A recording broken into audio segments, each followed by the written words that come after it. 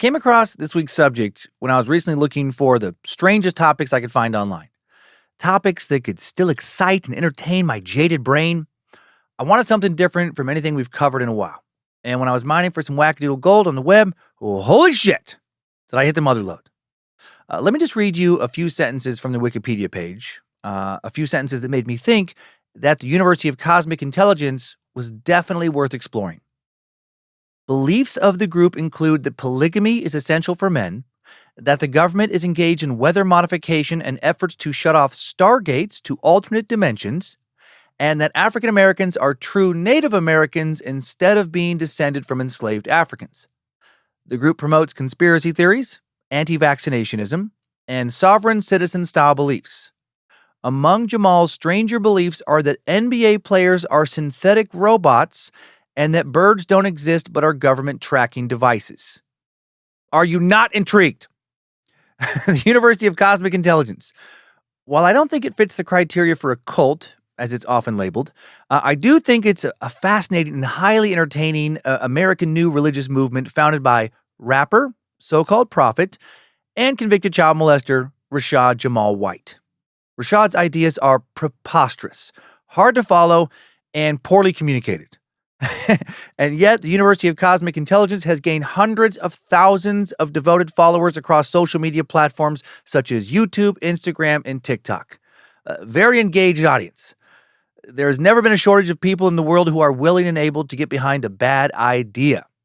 Man, or a whole bunch of bad ideas.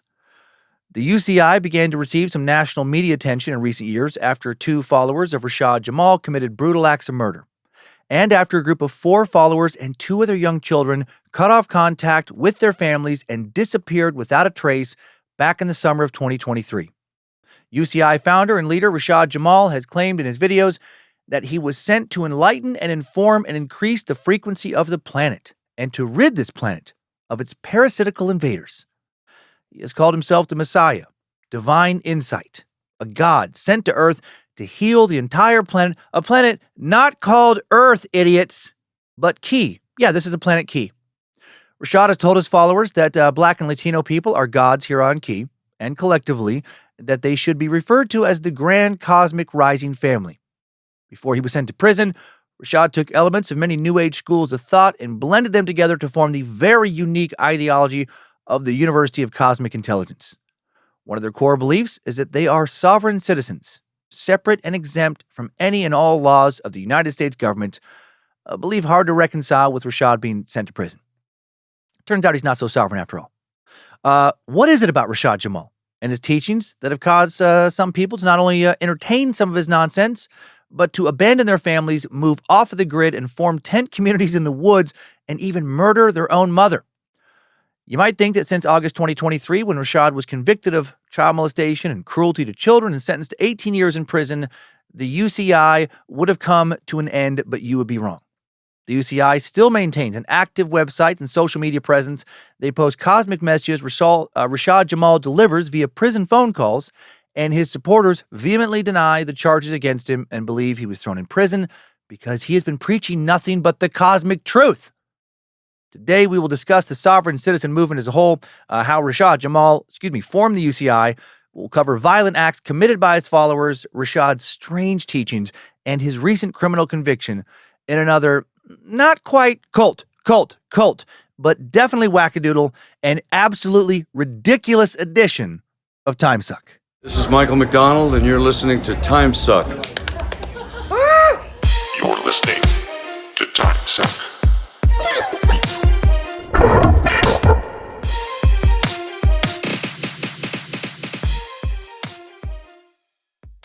Well, happy Monday and welcome back to the Cult of the Curious. I'm Dan Kelman, the Suckmaster, guy who wishes he could maybe make just like a little bit of counterfeit money, just for fun. No more than 2-3 million tops, okay? And you are listening to Timesuck. Hail Nimrod, hail Lucifina, praise be to good boy Bojangles, and glory be to Triple M. No announcements today, other than I hope you had a great weekend, and I hope you're going to have a great week, you beautiful bastards. And now, get ready to learn, light workers, you truth seekers, you fucking indigo kids, starseeds. you sovereign citizens and stuff.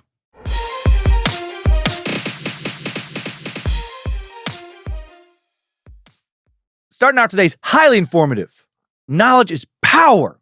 Let's all sign the right poorly written documents and file them in places that aren't real so we can stop paying taxes and stop supporting an evil, oppressive, soul-crushing regime until they eventually come arrest us for not paying taxes, not complying with other laws, and throw us all in a very real prison where officials will not give a single fuck about our nonsensical beliefs. With an overview of the sovereign citizen movement. To get a better understanding of one of the core beliefs of the University of Cosmic Intelligence that it has founded itself in, followed by a timeline of the strange formation and life of the UCI. Ding!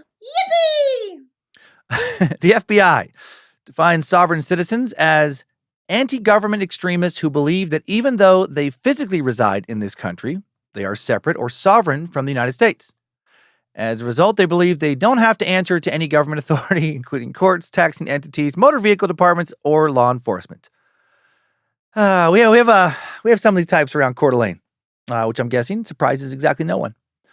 A lot of anti-government types in northern Idaho, and I've never met a single one who has appeared even remotely rational to me. When they've gone this far, I get having problems with the government, but to think you are exempt from laws because you signed some papers is absolutely ludicrous. For starters, how the fuck can you expect to drive your vehicle down a road paved thanks to tax dollars, but not feel like you should have to contribute whatsoever to its upkeep? How can you expect to ever use a hospital, even private hospitals, heavily subsidized by government money in the U.S., they collectively receive billions of dollars worth of help every year, but not feel like you should have to pay for access to Western medical care? Or if your house starts to burn, are you going to be dumb enough to call the fire department? I mean, since you refuse to contribute to society, why should you benefit in any way from the protection that it offers? It's a fucking laughably idiotic movement. You don't like this nation's laws? All right. Okay, I get it. But then fight to go change them. Leave. Go find some other nation whose laws you align with. Or do us a favor and maybe just shut the fuck up. You really want to be truly sovereign? Okay, then start a bloody revolution. Try and take some land for yourself. Truly take it. And then, should you somehow pull that off, well, best of luck running a new nation where your citizens are all sovereign and they don't pay taxes to you. It's going to be a real dystopian shit show with zero infrastructure. The Southern Poverty Law Center reports that sovereign citizens use conspiracy theories, of course they do, and false beliefs to justify their activities, some of which are illegal and or violent.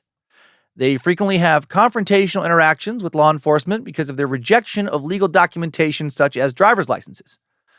For example, in May of 2010, a father and son, 45-year-old Jerry R. Kane Jr. and his 16-year-old son, Joseph T. Kane, were captured on camera killing two police officers, 38-year-old West Memphis police officer Bill Evans and 38-year-old Sergeant Brandon Pottert when they were pulled over in West Memphis, Arkansas. As a self-described sovereign citizen, Jerry had no driver's license. The van he was driving, not properly registered. Also had 2 warrants out for his arrest that he was just not dealing with. Jerry got into an argument with Officer Evans while he was being frisked. Then he attacked the officer. The two started rolling down the embankment towards the ditch. Then Joe, his son, popped out of his dad's van with an AK-47 variant, opened fire on Sergeant Pottert, who returned fire before he took a ricochet to the head along with 13 other fucking bullets and then died at the scene. Jerry was able to push Officer Evans away from him, and then Officer Evans was then fatally shot 8 times by his son, would die at the hospital. Both officers left behind widows and young children. Jerry and Joe, 2 fine, upstanding sovereign citizens, now hop back into their van, sped away. 2 hours later, their van is spotted in a Walmart parking lot by Crittenden County Sheriff Dick Busby, fuck yeah, not even bothering with the Richard bullshit, and Chief Enforcement Officer W.A. Wren. And when these officers approached Jerry and Joe, opened fire on them as well with their AKs. Both officers are shot. Both will end up in critical condition in the hospital, but live. Wildlife Officer Michael K. Neal, responding to the brief standoff, then rammed these idiots' van, preventing their escape and saving the lives of Busby and Wren. Officer Neal, fucking hail Officer Neal, then shot through his own windshield with his patrol rifle, took out Jerry Kane, killing him on the scene, then shot and wounded his son Joe. He then popped out of his vehicle, exchanged more gunfire with Joe, who was still shooting that AK, Over a dozen more officers arrived on scene during the ongoing gun battle, and finally Joe is shot again, this time fatally, and now it's finally over. 2 officers dead, 2 others critically wounded, a bunch of property damage, and both sovereign citizens dead over a bunch of bullshit. The 2 were in the process of driving to Florida when they got pulled over, where Jerry was putting on some of this, some kind of bullshit sovereign citizen debt elimination motivational speaking seminar that apparently fucking no one was attending. He'd been touring with it for a while and has been going horribly. He was about to go live with the woman he met online, who was also into the sovereign citizen movement and who was involved in a protracted legal battle stemming from her not wanting to pay a $20 county dog licensing fee. Just a whole bunch of geniuses. Also, on March 1st, 2023, 25-year-old Chase Allen was killed by the police when he refused to comply during a traffic stop because he didn't think he had to comply, because he's a sovereign citizen. He attempted to grab his loaded gun, got it out of the holster before he got shot. Chase and his parents, members of the sovereign citizen movement. So, good job, Mom and Dad. Way to get baby boy killed for just being fucking morons. His mother, Diane, was stopped in 2022 for driving without a registration or a license. She filed a petition against Davis County, Utah, entities and employees, as well as the former Farmington police chief and a police officer, referring to herself as one of the sovereign people of Utah. And just, filed complaints over just nonsense. The police were like, "Oh, sorry to bother you, Diane. Oh, I guess you get to do whatever you want, lady. It's your world. Gosh dang. You should get yourself a bumper sticker letting us know that we have no right to literally ever enforce laws upon you or pull you over. But, still drive on our roads that you don't help pay for. Hey, is that an AK-47 laying in your backseat on top of a couple kilos of Columbia nose candy? Fucking awesome. Wish I could do some snorting and shooting, but dab nabbit, I'm a citizen. I have to follow this country's silly old laws. Enjoy your day, you very smart person who's found an incredible loophole and are brave enough to exploit it." After Chase died, the group ASN Study Guide and University, of which Diana was an admin, encouraged members to reach out to the Farmington PD to share that Chase was an American state national. That's the ASN, a type of sovereign citizen, and provide them with information about the right to travel. And then it'll be like a wrongful death because, they never should have pulled him over because, he's a sovereign guy. These people are fools.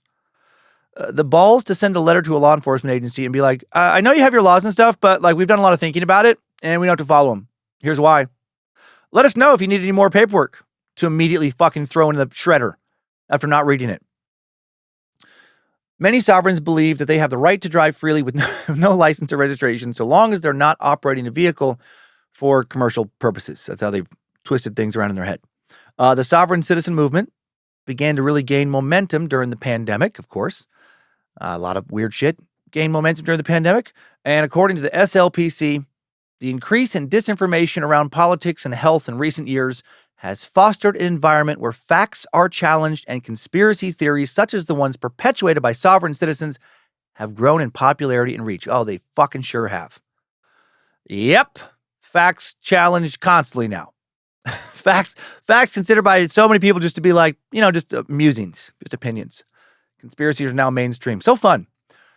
So sad that was the outcome of giving a lot of people a lot of time to think during the pandemic.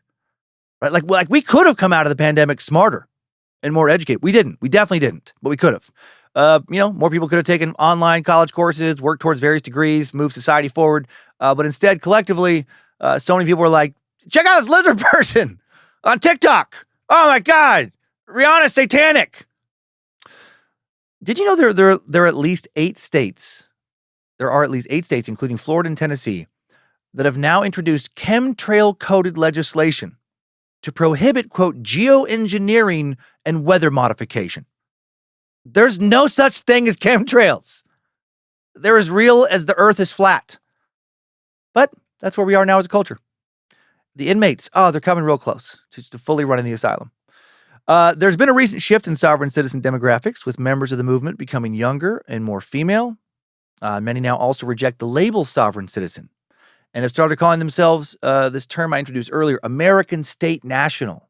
But the beliefs and activities, they're essentially exactly the same. Sovereign groups have used the power of social media to recruit more members. Recent groups like the American State Assembly and the National Assembly teach members to fill out paperwork they claim will make them sovereign, and teach members how to form, quote, assemblies, government structures that they believe are somehow outside of the U.S. government's control, that they also believe will replace the government at some point in the future.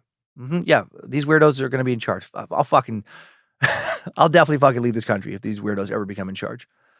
Have these assemblies ever won an important legal battle to give any legitimacy to their arguments? No, of course not. Literally not once ever in history. No judge has ever been like, you know what? You raised a lot of good points. I'm going to rule in your favor. If you take a few seconds to do a web search of do sovereign citizens ever win in court, you'll get some form of the following answer. No. Sovereign citizen arguments are consistently rejected by courts. Sovereign citizens believe they are not subject to government laws and can disregard legal procedures, but these claims are not recognized by any court. Their arguments are considered frivolous and have no basis in law. There's a lot of these people in North Carolina for some reason. Not sure what's going on there. And check out what an academic paper posted on the University of North Carolina's website, what they had to say about these sovereign citizens. Just thought this was funny. There are few state appellate court decisions debunking sovereign citizens' arguments because sovereign citizens almost always represent themselves and either do not appeal the trial court decisions against them or are unable to perfect an appeal properly. Also, most of the arguments they make are so obviously frivolous that courts feel free to reject them without much explanation. That is such a funny way to say, these people are idiots, and their nonsensical arguments are not worth the court's time. So where did this movement come from? The sovereign citizen movement originated in the early 1970s. It evolved from two anti-government movements.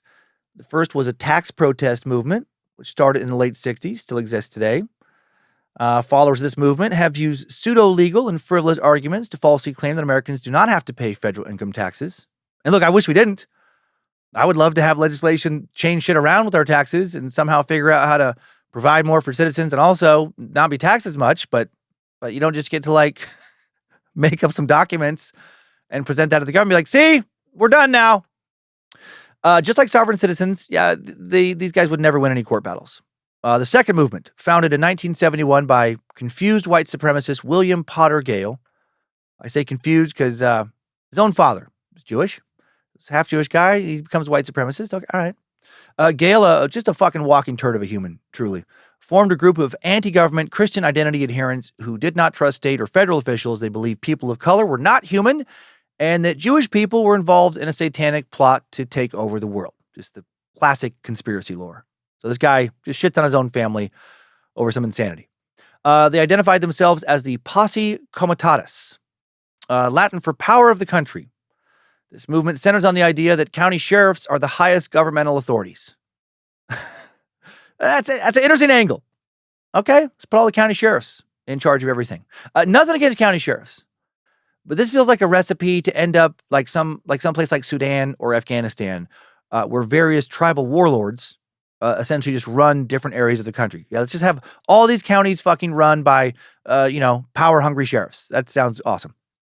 Now, this belief is based on the Sheriff's Act of 1887, which allowed sheriffs to form a posse to assist in hunting down and arresting criminals. Christian identity is an interpretation of Christianity that believes Europeans, aka the Aryan race, even though that's not a real race, are the descendants of the ancient Israelites. It is not an organized religion, not really, might be a few backwoods fucking hillbilly congregations, but not affiliated with any specific denominations. Potter's posse, as they became called, believed that they could live under common law, laws based on an interpretation of the Bible, hello Gilead, and not civil law, the actual laws of the United States. Potter's posse refused to pay taxes, filed fake property liens, and committed acts of violence against public officials. On February 13th, 1983, posse member Gordon Call killed two federal marshals who had come to arrest him in North Dakota, and he became a fugitive. Another stupid shootout ensued, June 3rd, 1983, in which Call and Lawrence County, Arkansas Sheriff Gene Matthews were both killed. In 1967, Call had written a letter to the Internal Revenue Service stating he would no longer, quote, pay tithes to the synagogue of Satan under the second plank of the Communist Manifesto. Again, look, I get it. I don't like paying taxes either. I don't like where a lot of my tax money goes. I would have fucking so much more money if I never had to pay taxes. But, it's kind of the law. And if you don't pay it, they will come after you. And they came after Gordon. And they tried to get him to be reasonable for years. But he wouldn't relent, and that led to a lot of unnecessary violence. And other law enforcement officers have also died in connection with this group. The Posse Comitatus movement died out by the late 80s after William Potter Gale's death in 1988 when he was 71. What has changed between then and now, is the prominence of white supremacist beliefs among sovereign citizens. According to the Southern Poverty Law Center, the contemporary sovereign belief system is based on a decades-old conspiracy theory that the American government, set up by the Founding Fathers under a common law legal system, was secretly replaced. They believe that the replacement government swapped common law for admiralty law or maritime law. Okay. Many members of the movement believe this change occurred during the American Civil War. Others believe it happened in 1933 when the U.S. abandoned the gold standard. U.S. dollars, no longer backed by the gold standard, by gold, was instead backed by the, quote, full faith and credit of the federal government. According to this conspiracy theory, the government now pledges citizens as collateral by selling their future earning capabilities to foreign investors, therefore enslaving all Americans. The sale takes place at birth, apparently, when you are issued a birth certificate and apply for a social security number.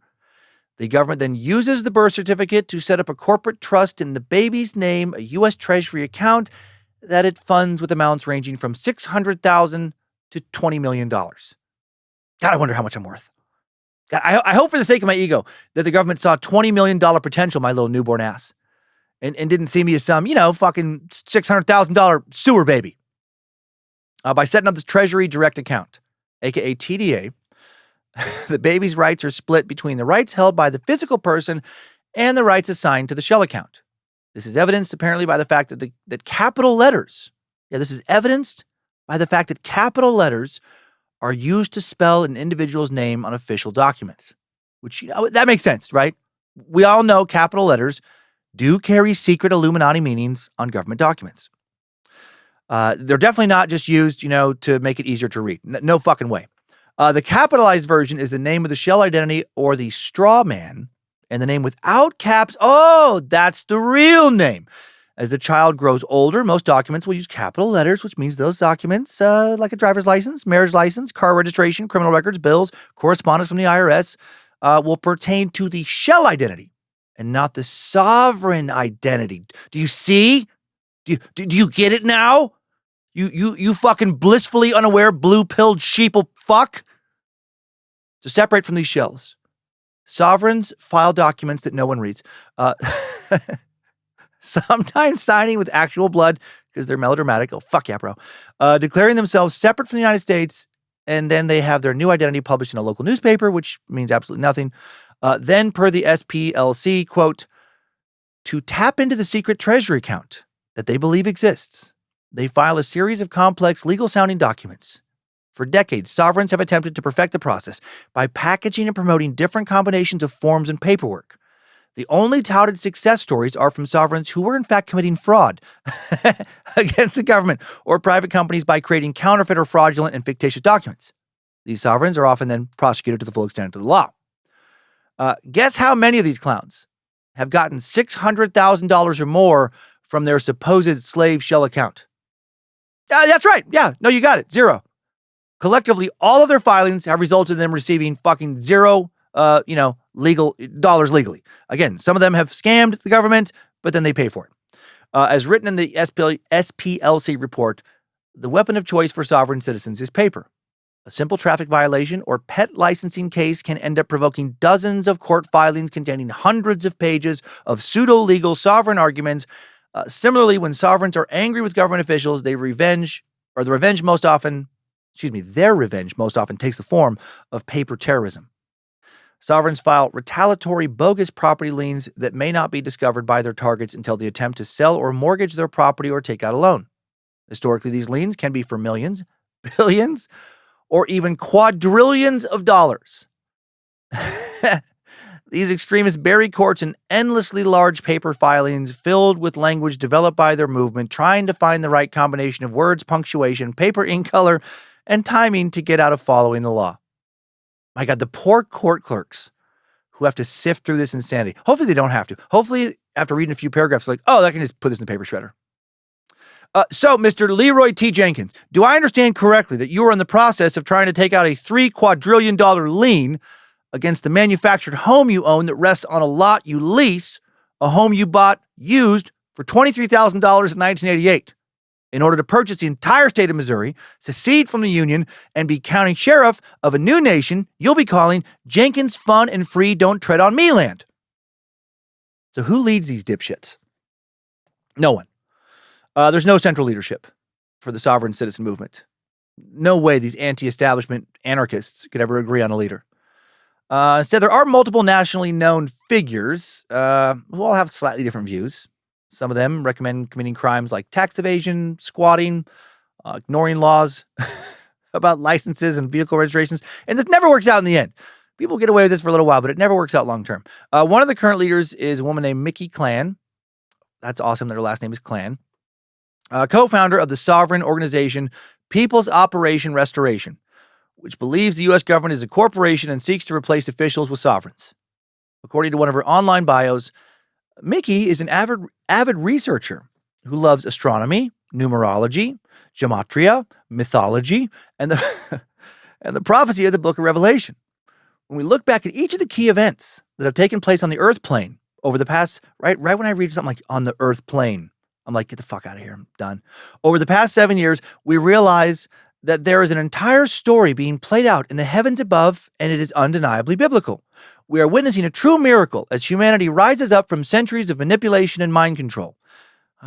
This great awakening will most certainly reign in the Golden Age, and it will be the greatest story ever told, all caps, that's why I yelled, in human history. Mickey also has her own YouTube channel where she shares her research, current events, and ascension through meditation, wellness, and spirituality. Cool, so she sounds super stable. You'll probably be shocked to hear that she got way into the QAnon conspiracy. What? A subgroup of these sovereign citizens have identified themselves in recent decades as Moorish sovereigns, or as Moors, an almost exclusively black movement that, for understandable reasons, wants to separate itself from a movement founded by white supremacists, but they still want to be, every single bit of dumb as their white counterparts. The Moorish sovereign movement came about in the early 1990s, and like the mainstream sovereign movement, it's a collection of independent groups and individuals. They too have had clashes with federal and state authorities, some of which have been violent. Moorish sovereigns have also retaliated against the government through, quote, paper terrorism. Many believe African Americans are an elite class within American society with special rights and privileges that put them above state and federal authority. Some Moorish people believe that a 1786 treaty between the U.S. and Morocco, the Moroccan-American Treaty of Peace and Friendship, grants them immunity from U.S. law. And it, of course, does not. It literally has nothing to do with immunity for people in the U.S., like full immunity from just anything with the U.S. It's a treaty, one still in place, actually, that revolved around shipping and letting U.S. ships use Moroccan ports. Some Moorish sovereign citizens merged their beliefs with those of the Moorish Science Temple of America, founded in 1913. We talked about that organization 2 years ago in episode 339, The Death Angels, when we delved into the story of the Zebra murders, a series of racially motivated attacks and murders that occurred in San Francisco, California from 1973 to 1974. The killers' beliefs were beliefs that had evolved out of the Moorish Science Temple of America. One of the primary beliefs of the MSTA is that African Americans descend from the Moroccan Empire. The organization was founded by noble Drew Ali, born Timothy Drew, in late 19th century North Carolina. According to some sources, maybe that's why I guess there's more of sovereign citizens in North Carolina today. According to some sources, his parents were enslaved and adopted by a Cherokee tribe. Another source claims that his father was Moroccan and his mother was Cherokee. Hard to say what the truth is, since that guy lied just about every time he opened his mouth. Drew Ali claimed that he met an Egyptian high priest during some mysterious, unverifiable travel, and the leader saw him as a reincarnation of multiple religious prophets like Jesus, Buddha, and Muhammad. Fuck yeah, bro. Just all of them. He was trained in mysticism and given a lost section of the Quran. I love it when people worship a God who forgot to give all the right information to their people and then later essentially had to release like a system update for some reason. Just, fuck, guys. Oh, shit. I can't believe this. I forgot to give you guys some really important shit about how to get into heaven and follow my words and stuff. Damn it. I guess I was distracted. Maybe a little stoned. Well, sorry about that. This text became the Holy Quran of the Moorish Science Temple of America. Drew Ali formed his first temple in Newark, New Jersey in 1913, but he left the city after locals became upset about his views on race. He and his followers moved around the Northeast before settling in Chicago in 1925 and officially registering their temple. And now today, some modern Moorish sovereigns are definitely affiliated with the MSTA, which is still around, although not all MSTA chapters are linked to sovereign citizens. In fact, the MSTA issued a statement in July of 2011 condemning sovereign citizen practices and denying association with radical groups, even though it itself is a fairly radical group. The Washita Nation appears to be the earliest sovereign group that merged with Moorish identity. In her 1993 book, Return of the Ancient Ones. Oh, yeah, here we go.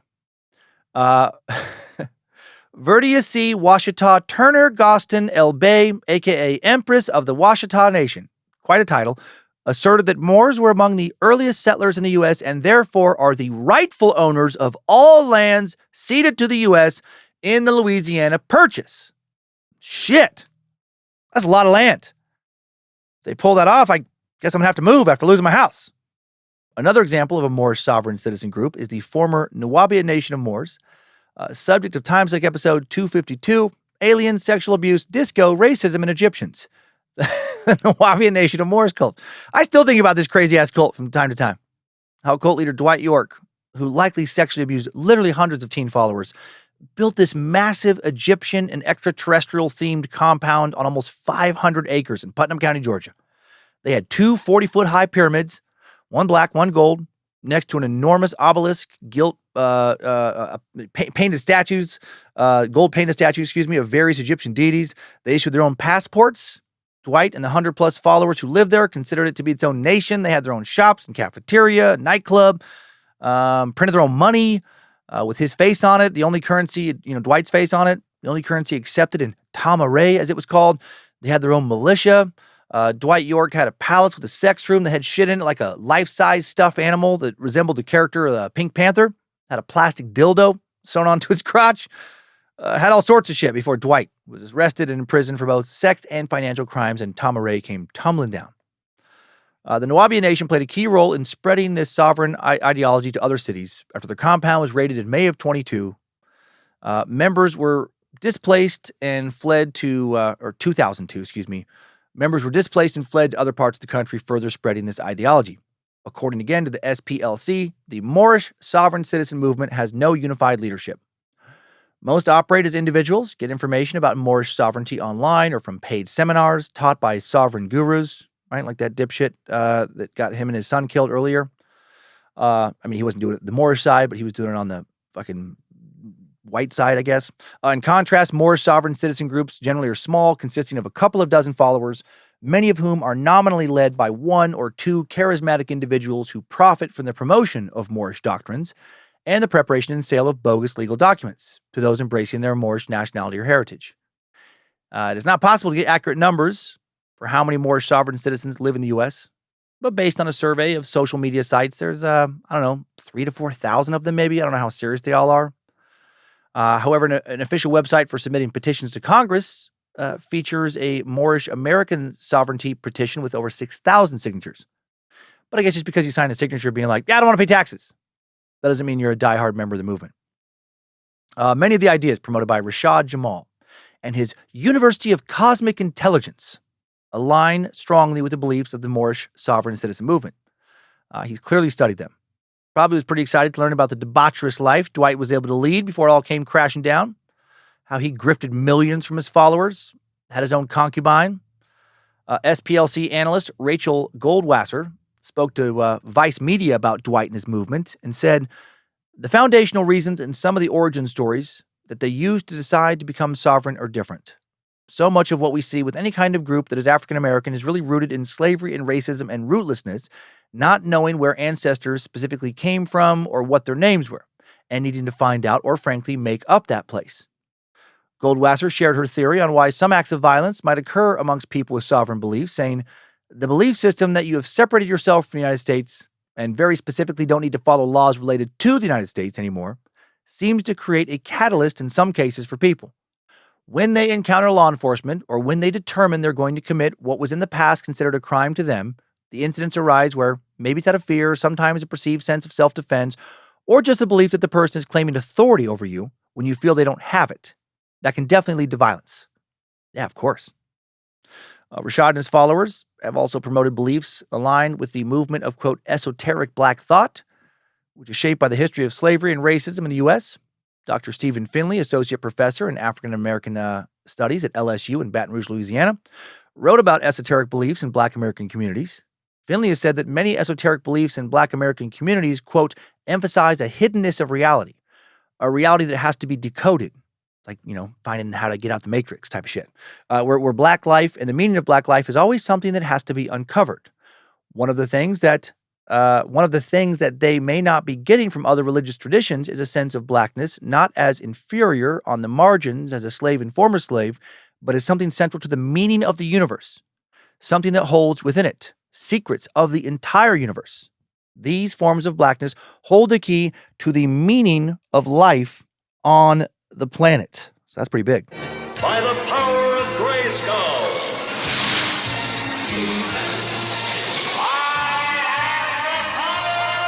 Hell yeah. Finley also noted that among black sovereign citizens, he often sees less violence or insurrection against the government compared to white sovereign groups. They're not trying to be anti-government. They just want to be left alone. And they're not even advocating for violence against the government like some of these sovereign citizen groups, he says. That's something you rarely find in any religious group. It's not a part of them. What they're seeking to do is live a new life in a world that has negated them while finding new meaning that allows them to flourish. Finley noted that esoteric groups could be correct when they say they're being singled out by the police because they are black. They may be a group that feels like they're not bound by public policies and laws because they answer to forces who are transcendent rather than of this earth. But at the same time, there are still black people who are outside the bounds of mainstream in a world where even if you're mainstream, you have problems, he says. Okay, now with that interesting bit of context established, let's enter a timeline where I'll share the origins of the University of Cosmic Intelligence, some high-profile criminal cases associated with the alleged cult. I just think like a weird group, not really a cult, and where the group stands today. Strap on those boots, soldier. We're marching down a Timesuck timeline.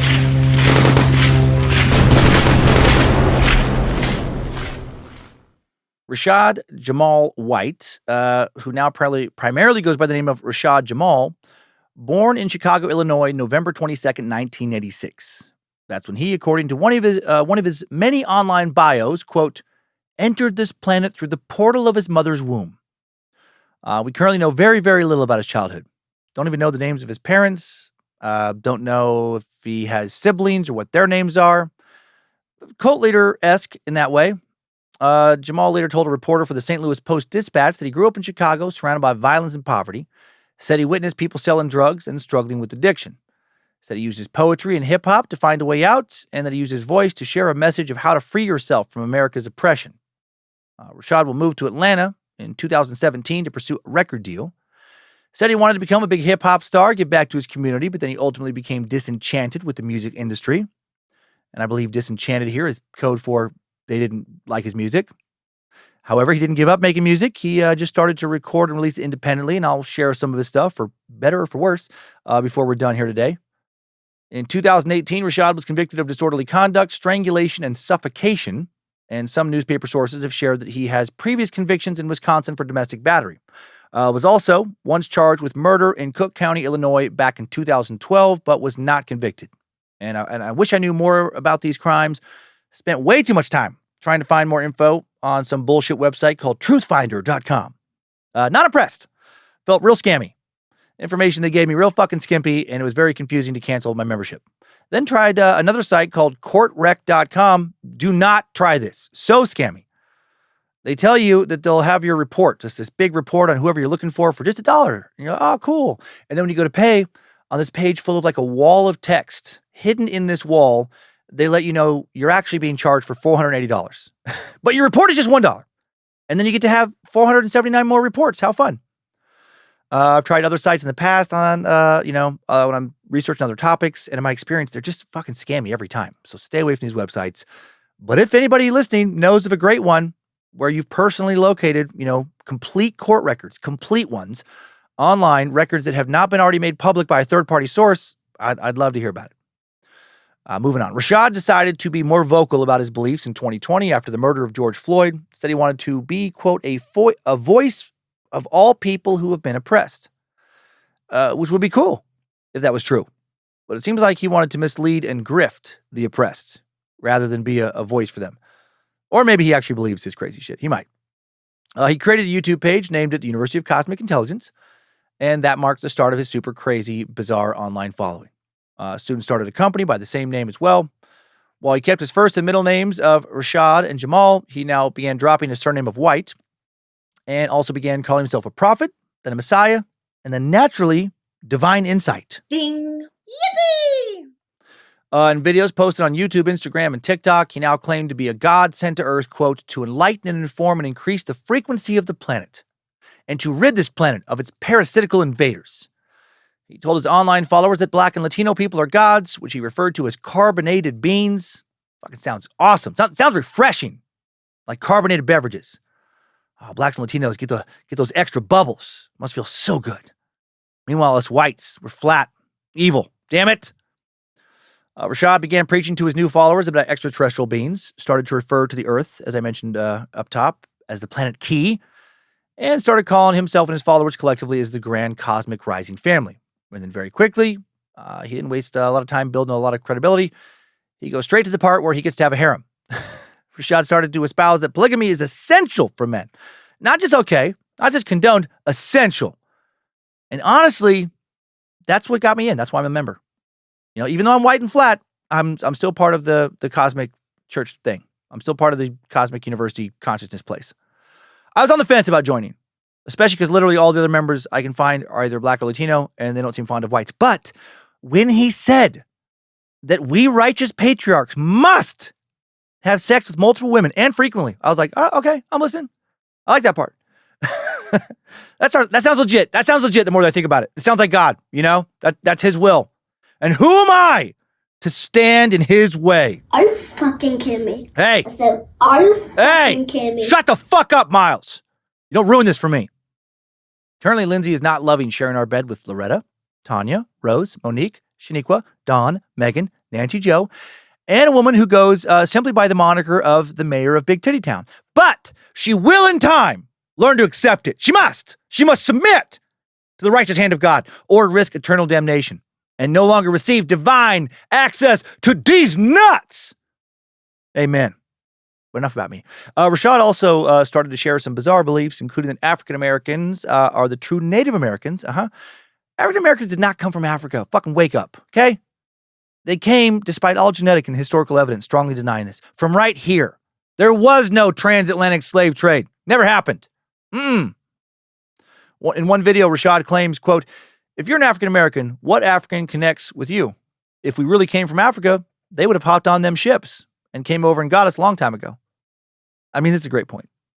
If Africans truly did come here from Africa, obviously, one of the massive African empires would have used one of their very powerful navies that there's literally no evidence of ever existing to come over to America and be like, excuse me, I believe you took a lot of our people. Yeah, dude, we're here to take them back now. Please and thank you.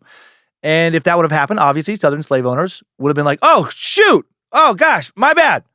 I didn't realize you still want them. Hey, fellas, ladies, your ride's here. Sorry about the misunderstanding. Sorry about the whippings and rapes and murders.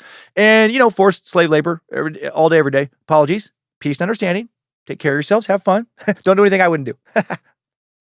Rashad questioned how thousands of Africans could have ever been captured and sold into enslavement by a small number of white men, and he apparently did not factor in what a major difference guns and cannons make in a battle. If your side has them and the other side doesn't, well, you kind of have an enormous advantage. A small group of dudes, plus a lot of guns, a lot of cannons, probably going to do pretty well against a bigger group of dudes with no guns, no cannons. Almost all the time. Rashad also began teaching his followers that the government engages in weather modification and makes efforts to shut off stargates to alternate dimensions. And you know what? Let me let him explain the Stargate stuff to you. This comes from the University of Cosmic Intelligence YouTube channel. They have 223,000 subscribers, so that's cool. This video is titled Rainbows Are Stargates, They Lied to Us. And it was posted 4 years ago. And it has 57,000 views, 254 comments underneath, and they all seem to be very positive. Stuff like, I was brainwashed into thinking that a rainbow was God's covenant with the world, that he will never flood the earth again, and at the end of it, there was a pot of gold. I love that a fucking grown-up actually was like, I really do think that there's a pot of gold at the end of the rainbow. They continue to write, I know it's a shame. I guess I don't know if they're grown-up. I know it's a shame. I thank Mother Key. I thank all my ancestors, Anunnaki, goddesses, and gods for blessing me with the truth. Peace to all the gods and goddesses. Thanks. And that's from @Corbella. And now here is what Corbella is grateful for. Here's Rashad talking about it. And this is why I showed you all 12 of the different so-called rainbows at the beginning of this video. Okay. Because see, what you're going to understand is this quickly. Okay. There is no such thing as a rainbow. Rainbows are actually stargates. And this is why they got 12 different rainbows, because if rainbows existed, it would only be one rainbow, right? But there are 12 different rainbows because these are actually stargates. And these stargates open up in 12 different locations all around our realm, all right? All around this realm. So the 12 different locations, you've seen it at the beginning of this video, all right? And they cannot hide these different locations, so they rename when they call them moonbows and monochromosome rainbows and fog rainbows and twin rainbows and everything. It's a million different rainbows, right? 12 different to be exact. That's because there are 12 different gateways, right? So understand that these 12 different stargates. Understand that these stargates connect us to the Asgard realm, all right? But since they have hijacked the realm and took it over the last 500 years, every time a stargate appears, we are not able to activate it. We can only activate it from our side. As far as Asgardians, they cannot activate the Stargate for our plane from their side. It can only be activated from our side. Just like they have Stargates that allow them to come into up to this plane. But since the RAM has been hijacked, they haven't even been able to use their Stargates to come up here as well. So they literally have to, literally teleport up onto the surface or travel along the Antarctic ice wall. Dang. Did everyone catch all that? It's been a minute since I heard about the Antarctic ice wall.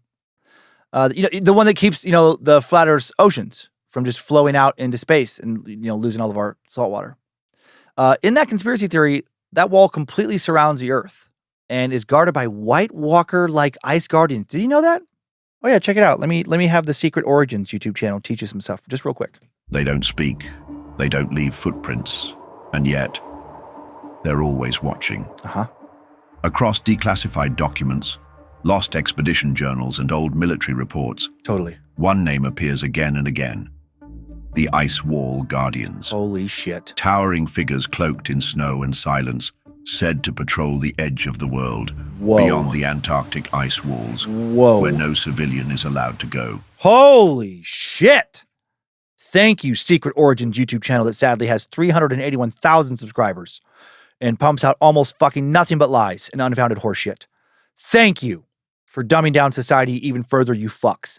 The University of Cosmic Intelligence promotes all kinds of popular conspiracy theories, lots of anti-vax rhetoric, and another bizarre belief many followers of the UCI hold is that NBA players are synthetic robots. I fucking wish that'd be kind of awesome. I would watch a league of robots playing basketball. And that birds are really government tracking devices. Actually, speaking of basketball, I do feel terrible for Therese Halliburton. I don't know if anybody who's watching the NBA Finals, congrats to OKC. The Thunder, they played a great season from beginning to end. Really loved watching them, but I did feel bad for the Pacers, who also had a great season, and that's just so shitty for Tyrese he's having a great game 7, and he fucking ACL goes out first quarter. Anyway, in summary, The Guardian described Jamal's teachings as a combination of New Age mysticism, polygamy, and Afrocentric and Black nationalist ideas. According to Vice Media, experts in Black religious traditions say there's nothing unusual about Jamal's message or the way it's gained purchase amongst aspiring influencers and artists from seemingly middle-class backgrounds. There is a long history of movements that center Black people in a way American society does not. And however strange beliefs about aliens or Gnostic claims about a false reality may seem, they're in some ways perhaps best understood as something to be taken more seriously than literally. That's especially true given how peaceful such groups generally are in their interactions with outsiders, wanting more than anything to be left alone. So they just want to feel fucking cool and connected to some big, cosmic saga. Rashad has also released 2 hip-hop albums in an effort to spread his message. and in an effort to be a hip-hop star. Only the Real Gon Relate, released in March 2022, and Promethazine and Pain, based on a true story, released in October 2023. Or promethazine and pain. Promethazine is a medication primarily used to treat allergies, randomly also sometimes used in pain as a pain reliever or for motion sickness, many other uses. But when combined with alcohol, it becomes a street drug called lean, purple drink, or scissorp, primarily, known for its strong sedative effects. His song lyrics, of course, often promote his conspiratorial beliefs.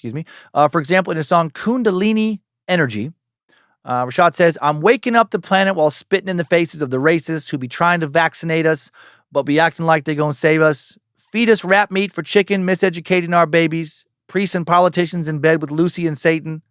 They organ harvesting, pedophilia, kidnappers, rapists. They love us when they hate us. It's a crazy combination.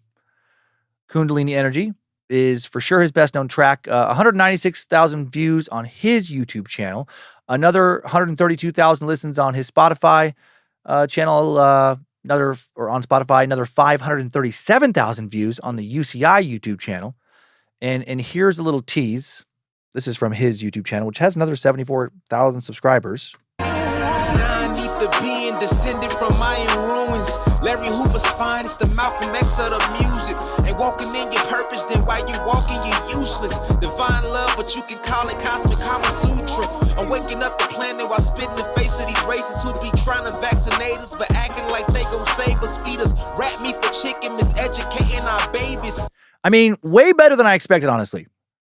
Rashad has over 300,000 followers across all platforms, meaning a fairly good-sized audience is exposed to these extreme messages on a daily basis. Even though he's incarcerated, his audience is still growing.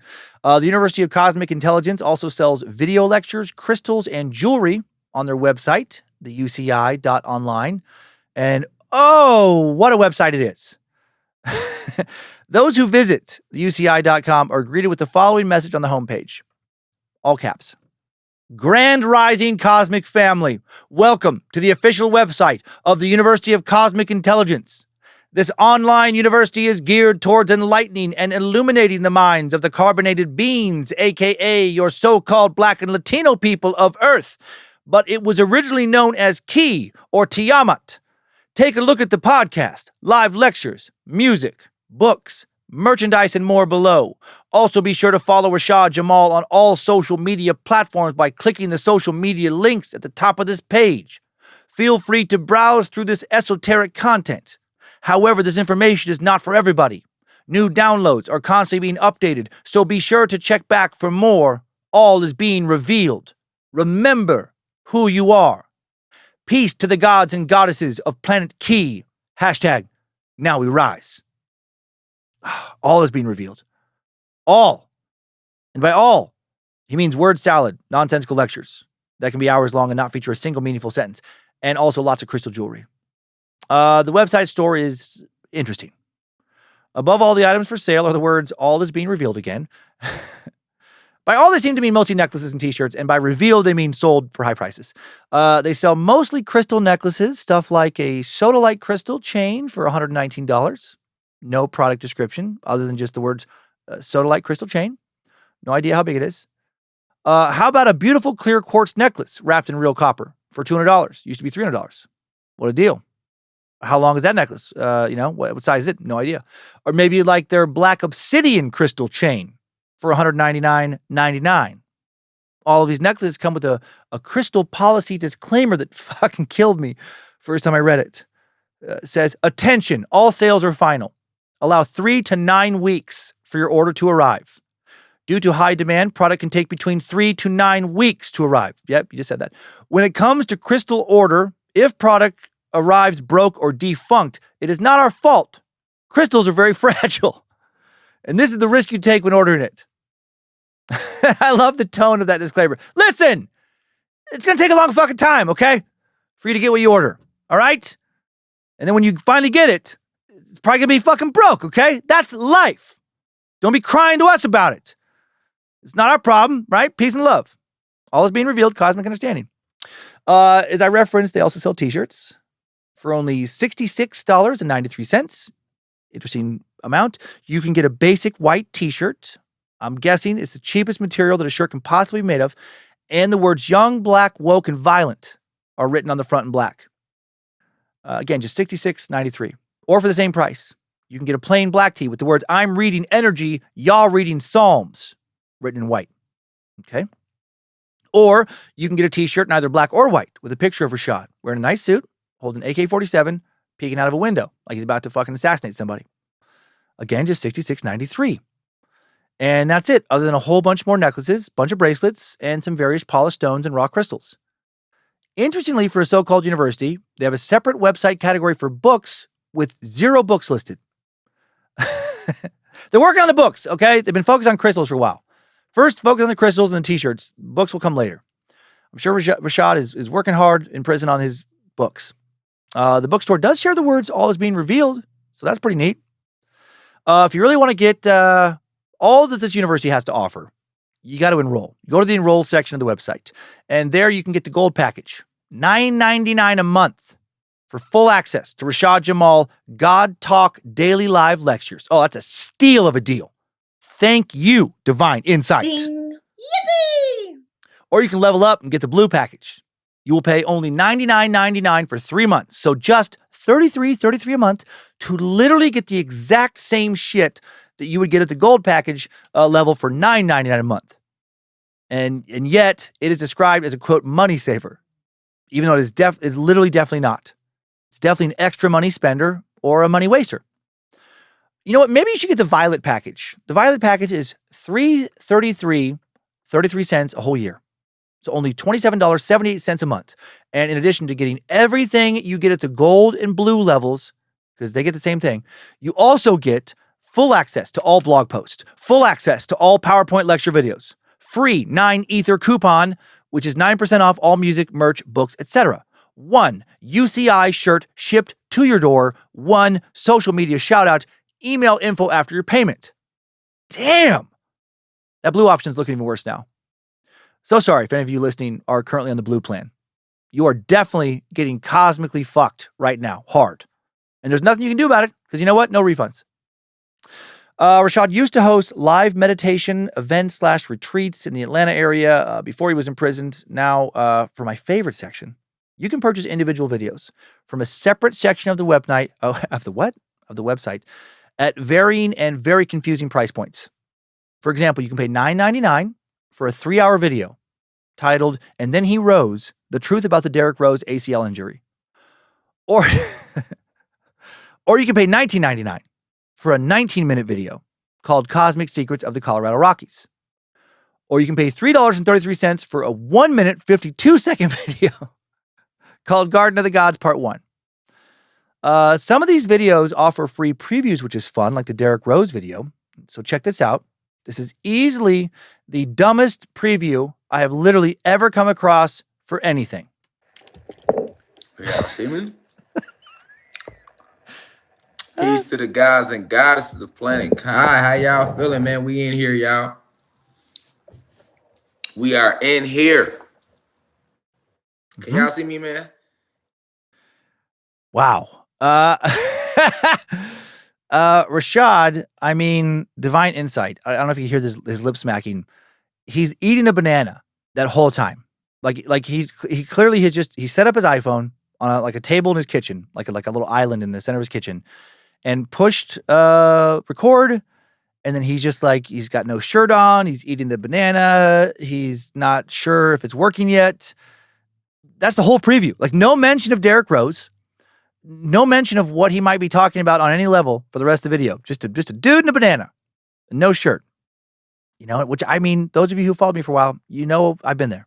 I've been a guy with no shirt and a banana in a room alone. But not recording it. And he was just checking to make sure that the fucking mic is on. And that's a preview of what you're going to get. What a world. What a world. Excuse me. Despite their leader currently being in prison, the UCI maintains an active forum page on their website. And on April 23rd of 2025, so just a few months ago, a user by the name of The Trillionaire Motive. This is what he wrote. Making this post for anyone on their journey of finding their natural self again. This world teaches you to work and maximize your output when you come into this realm, when everything you need is internally to attract/be your highest potential. I had to teach myself how to exist and just go and sit with myself 30 minutes, hour a day, like 30 minutes to an hour a day. Just to program my mind, body, and soul to be and exist with peace within itself. All the power you need is in silence. Silence is minimizing your focus, which leads to strengthen your focus over time. My journey for the last 2.5, 3 man-made years have been one of hella ups and downs. I see major growth on all levels of my purpose, mentally, physically, and spiritually.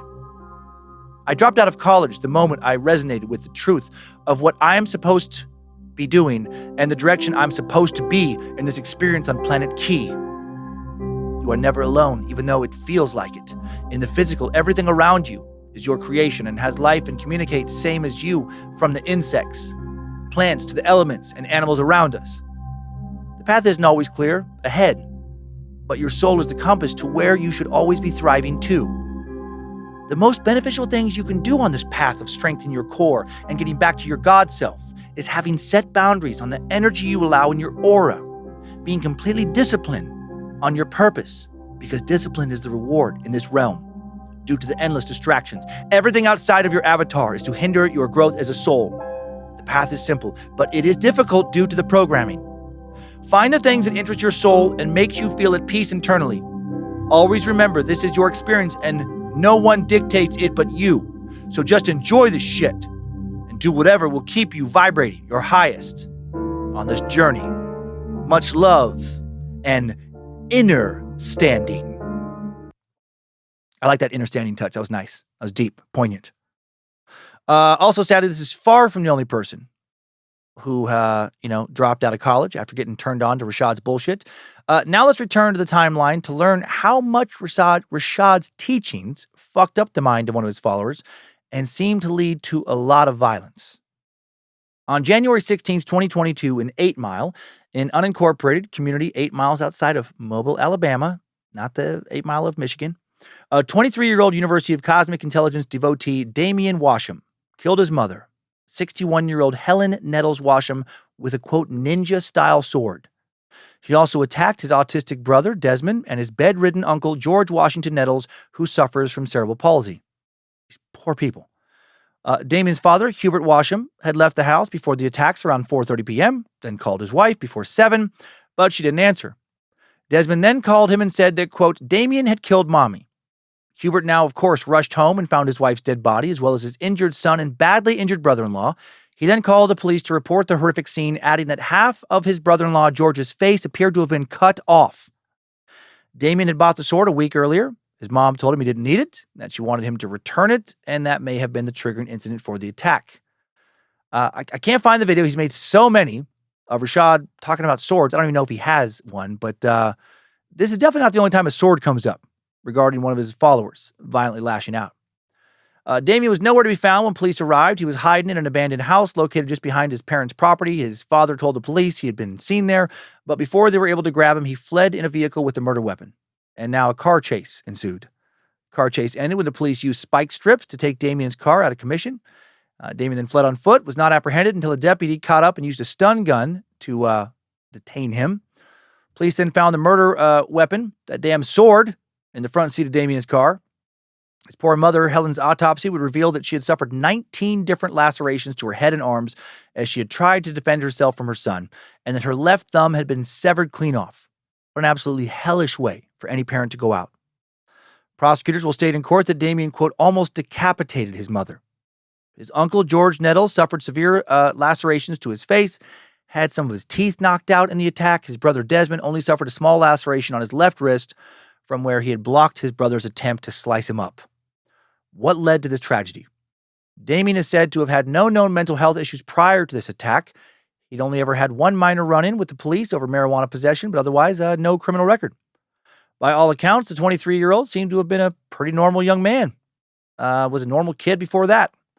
His parents, Helen and Hubert Washam, had been married since 1991. Helen, a former substitute teacher, described as sweet, loving, and a dedicated mother.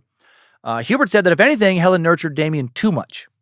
Damien's personality and behavior changed after he learned about Rashad Jamal and the University of Cosmic Intelligence in an online chat while he's playing some Call of Duty. After that intro, he started watching Rashad's videos and quickly became obsessed with them. At first, his father Hubert was happy with the changes he saw in Damien, like when he sold some of his video games.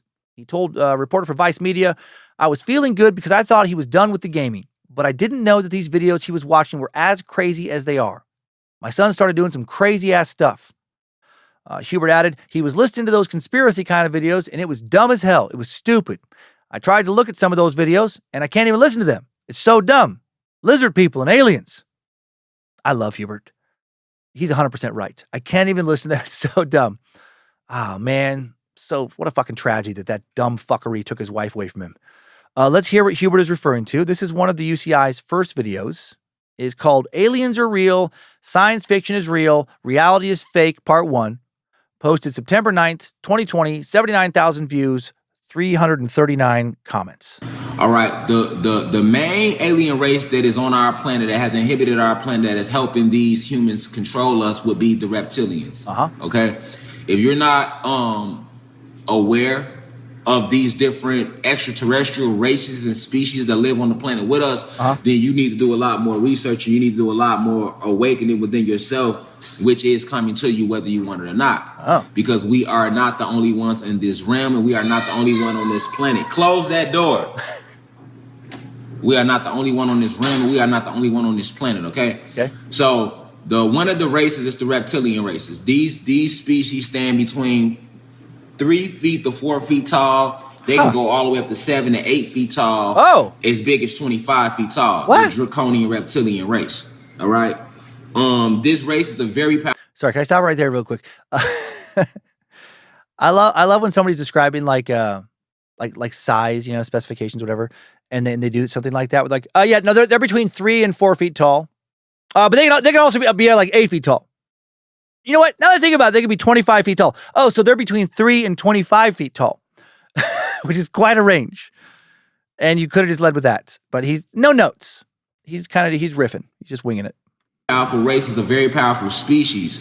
This species goes from dimension to dimension, galaxy to galaxy, conquering universes and planets. This is what the reptilians have been doing since the beginning of time. Cool. All right. They sought out our planet for resources. Okay, the reptilian race did. But originally our planet had too much energy. We were at a higher frequency. We were vibrating at the 33rd dimension. All right. Before the invasion. This is why the Freemasons like to use the number 33 a lot in Masonry, because 33 is symbolic of the dimensionary level we was on when they came to our realm. We were on the 33rd degree, the 33rd degree frequency. Okay.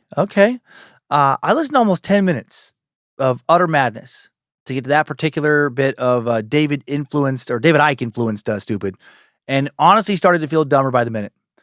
Imagine if you do not have good critical thinking skills. If you don't have a lot of friends that you see in real life, if you're living with your parents, you don't want to be living with them as you enter your mid-20s, you start watching videos like this. He's putting out numerous videos per week. You're chatting with people in the comment section. They all agree that this is the truth, that you are special, that your specialness has been hidden from you, stolen from you. You go to the UCI's website, you see a bunch more videos, you chat with other people there that are true believers. This is all the truth, and this shit becomes your whole world. How much is that going to fuck your brain up? Enough to eventually think that your family is being controlled by reptilians, by satanic forces, keeping you from vibrating to your full cosmic 33 degree and a third potential or whatever. And so now you got to chop your oppressors down with your ninja sword. Damien's father, Hubert, said his son Damien's personality began to change drastically in the weeks leading up to the murder. He became infatuated with the sun, Egyptian gods, the underworld, and weapons. He purchased that stupid sword of his, which, as I said, led to arguments with his mom in the week leading up to the attack.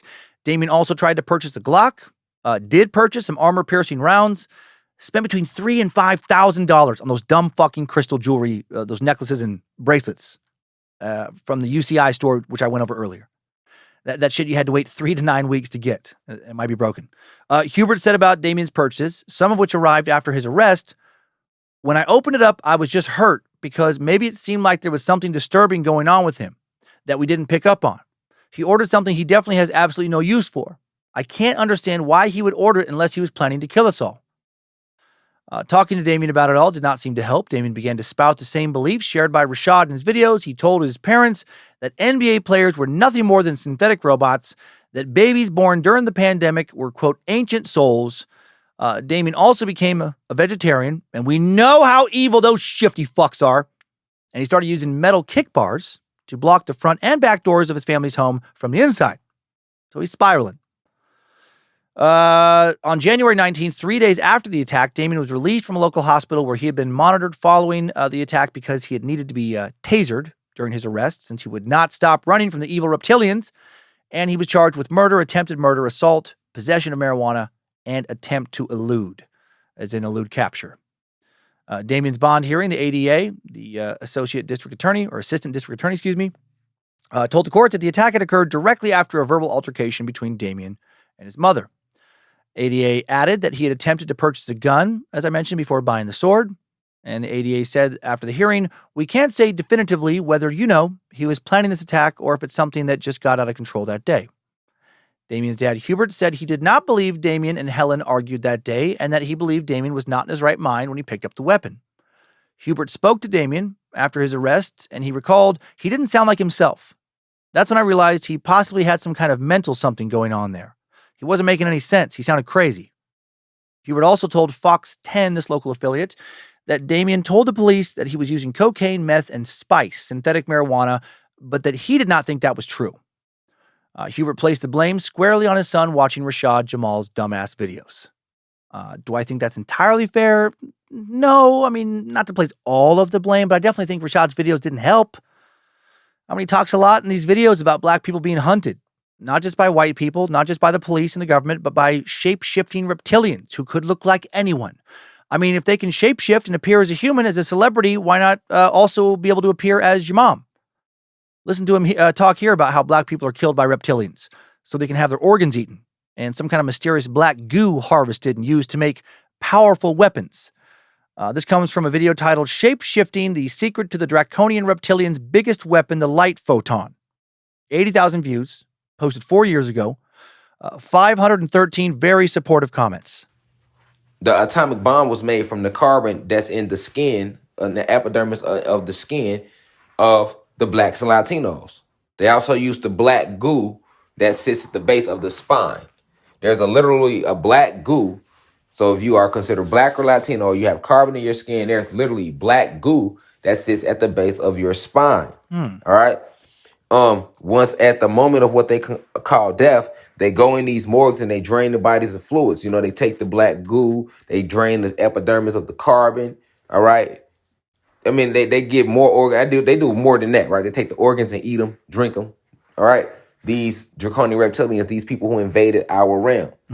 All right. So understand that this is why they hide these type of things. All right. They will never tell you that the atomic bomb that they dropped on Hiroshima, they did splice some atoms, but it was mostly it was made out of the carbon and the black goo of blacks and Latino people. All right. Dead bodies that they had stole it from. Or people that they kidnapped and killed to get it from. This is a fact, family. People that they kidnapped and killed to get it from. What are messages like that going to do to a troubled, paranoid, conspiratorial mind? Nothing good. At a February preliminary hearing for Damien, an investigator will testify that an argument between Damien and his mom over weed led to the attack. Damien told investigator Archie Niles Jr. that he lost it when he picked up the sword. Quote, he basically stated that he lost it at that point in time. He just overreacted. Damien said he grabbed the sword, chased his mom to the house to a back hallway, did not recall striking his uncle, but agreed he must have done so after investigators showed him pictures of a bloody bed. Damien's public defender suggested he was suffering from mental illness. She asked the investigator questions about his mental state. Detective Niles testified that, quote, they discussed Greek mythology and a sun god, and that Damien talked about dealing in crypto. And I bet they talked about reptilians at some point as well. Finally, it was reported that investigators in 2 other states wanted to speak to Damien because they had similar cases of people who committed violent crimes not long after they had started watching Jamal's videos. It makes me think about his t-shirt. Young, black, woke, and violent. Later that year, another murder was linked to the University of Cosmic Intelligence.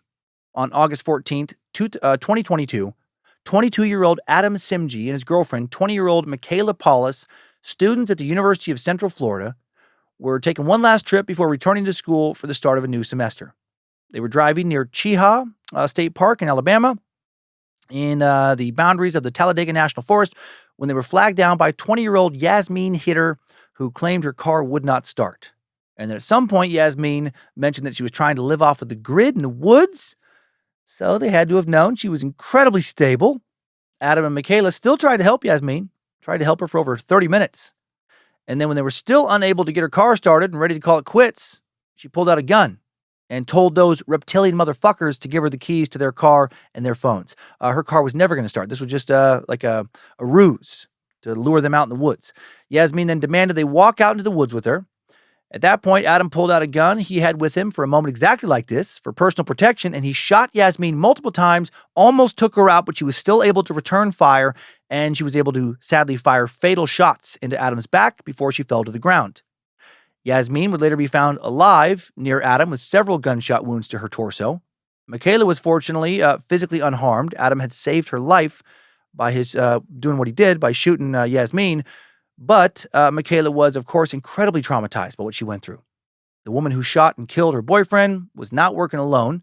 Yasmin had an accomplice, 36-year-old Crystal Pinkins, who had been standing in the woods during the attempted robbery and subsequent shooting. Yasmin called out to her for help after she exchanged gunfire with Adam and got shot, but then Crystal fled.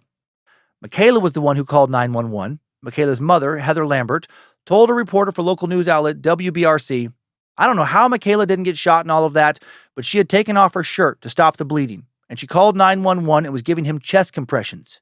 She thinks he was alive for at least 20 minutes, but it took them at least 30 minutes to get there. I don't know what would have happened if he didn't have that gun on him." Fuck, how brutal for Michaela. To keep him alive for so long, but it still wasn't quite long enough. And the idiot who shot him, Yasmin Hitter, is laying on the ground near Adam the whole time Michaela's trying to keep him alive, and she gets to live in the end instead of him. And what a cruel twist there. Over the next several hours, sheriff's deputies received information that there might be a whole group of people living off the grid in the forest. A tracking team from the Alabama Department of Corrections led law enforcement to a large group of tents in the middle of the woods. There they found a woman standing near the tents identified as Crystal Pinkins. As officers ordered her to the ground, a 5-year-old boy ran out of the woods carrying a loaded shotgun. Law enforcement ordered the child to put the gun down, but the child instead continued walking towards the woman before then laying the gun on the ground. Thank God this did not go another way. This kid later identified as Crystal's son. So how the hell did Yasmin and Crystal, from Oklahoma and Tennessee respectively, end up in the middle of the Alabama woods when just a couple years prior they were living perfectly normal lives? Let's back up. In July of 2020, Yasmin Hitter was moving into her dorm room at Langston University, a historically black college or university in Langston, Oklahoma, a little 1,600-person college town, 45-minute drive north of downtown Oklahoma City. Yasmin had experienced tragedy growing up. Her dad died when she was in her teens, and after that, she and her sole sibling were raised by extended family who were proud and excited for her to attend college. But then Yasmin changed. After going to college in 2022, one family member later told a reporter for Vice that Yasmin left home a year or two ago, had not spoken to her family since. She started watching those damn videos. Crystal Pinkins listed herself on LinkedIn as a certified home health aide. She'd worked for the same company in Tennessee for 9 years, never had any problems at work, also hustled on the side. She was a go-getter. On social media, she described herself as a freelance writer and aspiring motivational speaker, wrote a series of posts for a website called Thought Nova, with headlines like 7 reasons to value a good morning text, 10 ways proving that happiness starts with you. That post started with, during the current circumstances, it is easy to find yourself feeling gloomy. Not knowing when it'll be safe to go to work or even to get your groceries can drive the sanest person out of their mind. It is all right to feel down for a moment, but you don't have to remain there. I'm going to share with you 10 proven ways that happiness can start with you. When circumstances improve, you will be sporting a smiling face before even hearing the good news. Clearly, that was an article written during the pandemic when social isolation was, fucking with a lot of people's minds, making it easier for somebody like Rashad Jamal to warp people's minds and recruit them into his crazy worldview with his online madness. Crystal's advice included tips such as talk to someone new, enjoy the simple things, have more sex, explore your creative side, keep a gratitude journal, get a house plant, meditate, catch some Z's, sing your heart out, and stay in the present moment. Sounds like a lot of good shit to me.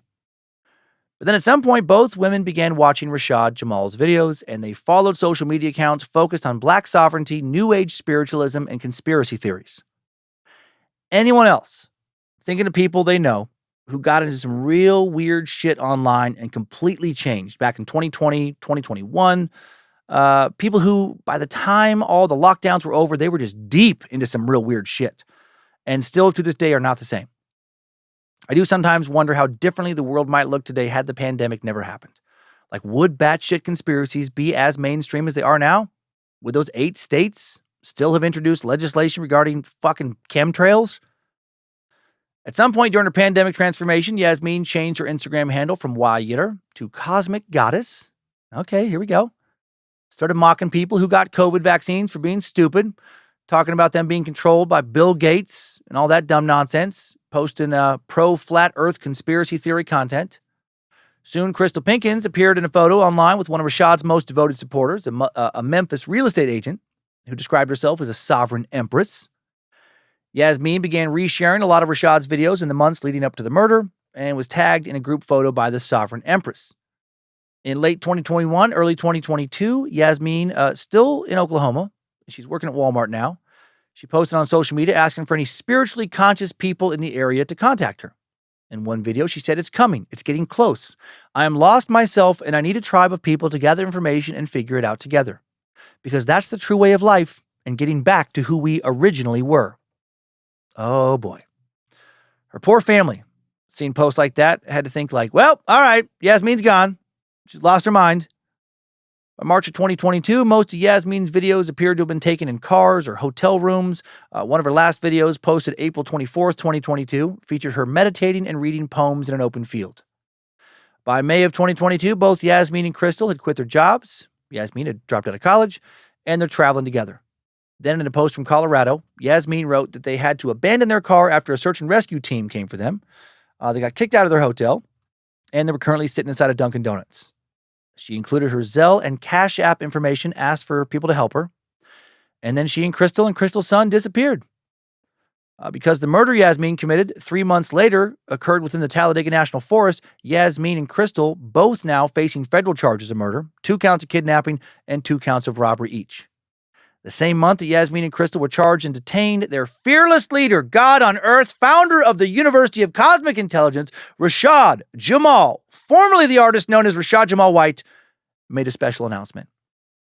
On August 28th, 2022, the University of Cosmic Intelligence YouTube channel posted a video titled, "Rashad Jamal Found Them Dinosaur Bones!" Dinosaur bones, yeah, we want Oh! to see them. Dinosaur bones, Yeah! yeah, where can we see them? How exciting! Oh my God, I wonder what kind of dinosaur bones they found. Probably T-Rex? God, I hope it was T-Rex. Seriously now. They posted a video titled Rashad Jamal, State of the Cosmic Union Address. In this video, which features a jailhouse recording of Rashad, he claimed he had been detained since May 3rd. Why? Well, he'd been detained on charges of child molestation and cruelty to children in Barrow County, Georgia. What? A delusional, grifting lunatic, cult leader type? Got caught fucking some kid? No way! During the jailhouse phone call, Rashad made strange statements calling human bodies avatars, and said that humans are perfect upon conception but are injected with nanobot technology at birth, controlled by social programming through sex, violence, and drugs, and movies and music. So that's why he did what he did with the kid. He continued, "I am a god, and all of my people, the Black and Latino people, are gods, and we were made in the image of our Creator. Therefore, I am an extension of her, them, and I am the creator and destroyer of reality. So I take full responsibility for all events that I've experienced through this lifetime. For this is what we call shadow work in the spiritual realm." He went on to deny the charges filed against him, claiming he never and will never harm an innocent child. The oppressors seek to label me a pedophile because I had the courage to speak out against them and expose their lies, plots, and plans within their satanic kingdom, as opposed to labeling me what I really am, which is a Black activist, scientist, philosopher, historian, philanthropist, author, revolutionary poet, and a public speaker working hard to raise the vibration of the collective consciousness. He went on to compare himself to influential figures like Martin Luther King Jr., Reverend Martin Luther King Jr., Malcolm X, Princess Diana, Michael Jackson, Kanye, Bill Cosby, Kobe Bryant, who he claimed were assassinated or brought down by false charges. He urged his followers to contact Georgia's governor, write to a local judge, donate to his family, and purchase items, of course, from the UCI website. He complained about the conditions of his imprisonment, stating he was only allowed out of his cell 30 minutes a day, forced to use toothpaste with fluoride, because that's how they fucking get you, and not serve fruit. Spoke about his bond hearing, accusing one of his attorneys of selling him into slavery by not playing clips of his YouTube videos or introducing over 1,000 character witness letters. Rashad accused another attorney of taking $30,000 in cash as a fee and then not doing any work on his behalf. And he also said, "None of us is free from falling in frequency while living in these avatars called bodies down here within this physical realm. The lie Zeus/Satan wants you to believe is that no one is perfect and that we are all born in sin. But this statement is to deceive you and to accept in the wicked ways of his kingdom and could be no farther from the truth. Okay. We descend down into this material realm in complete perfection. But the moment upon our inception or birth, we are injected with nanobot technology and placed under light code lockdown of this matrix through the miseducation of social programming, the promotion of sex, violence, and drugs in movies and music, the poison of our minds through news outlets, and the destruction of our temples, bodies through modern-day medicines, and the list goes on. With that being said, I have made many mistakes in this lifetime since my reincarnation as I seek to ascend back to the state of perfection from which I came. I am a God, and all of my people, the Black and Latino people, are gods, and we were made in the image of our Creator.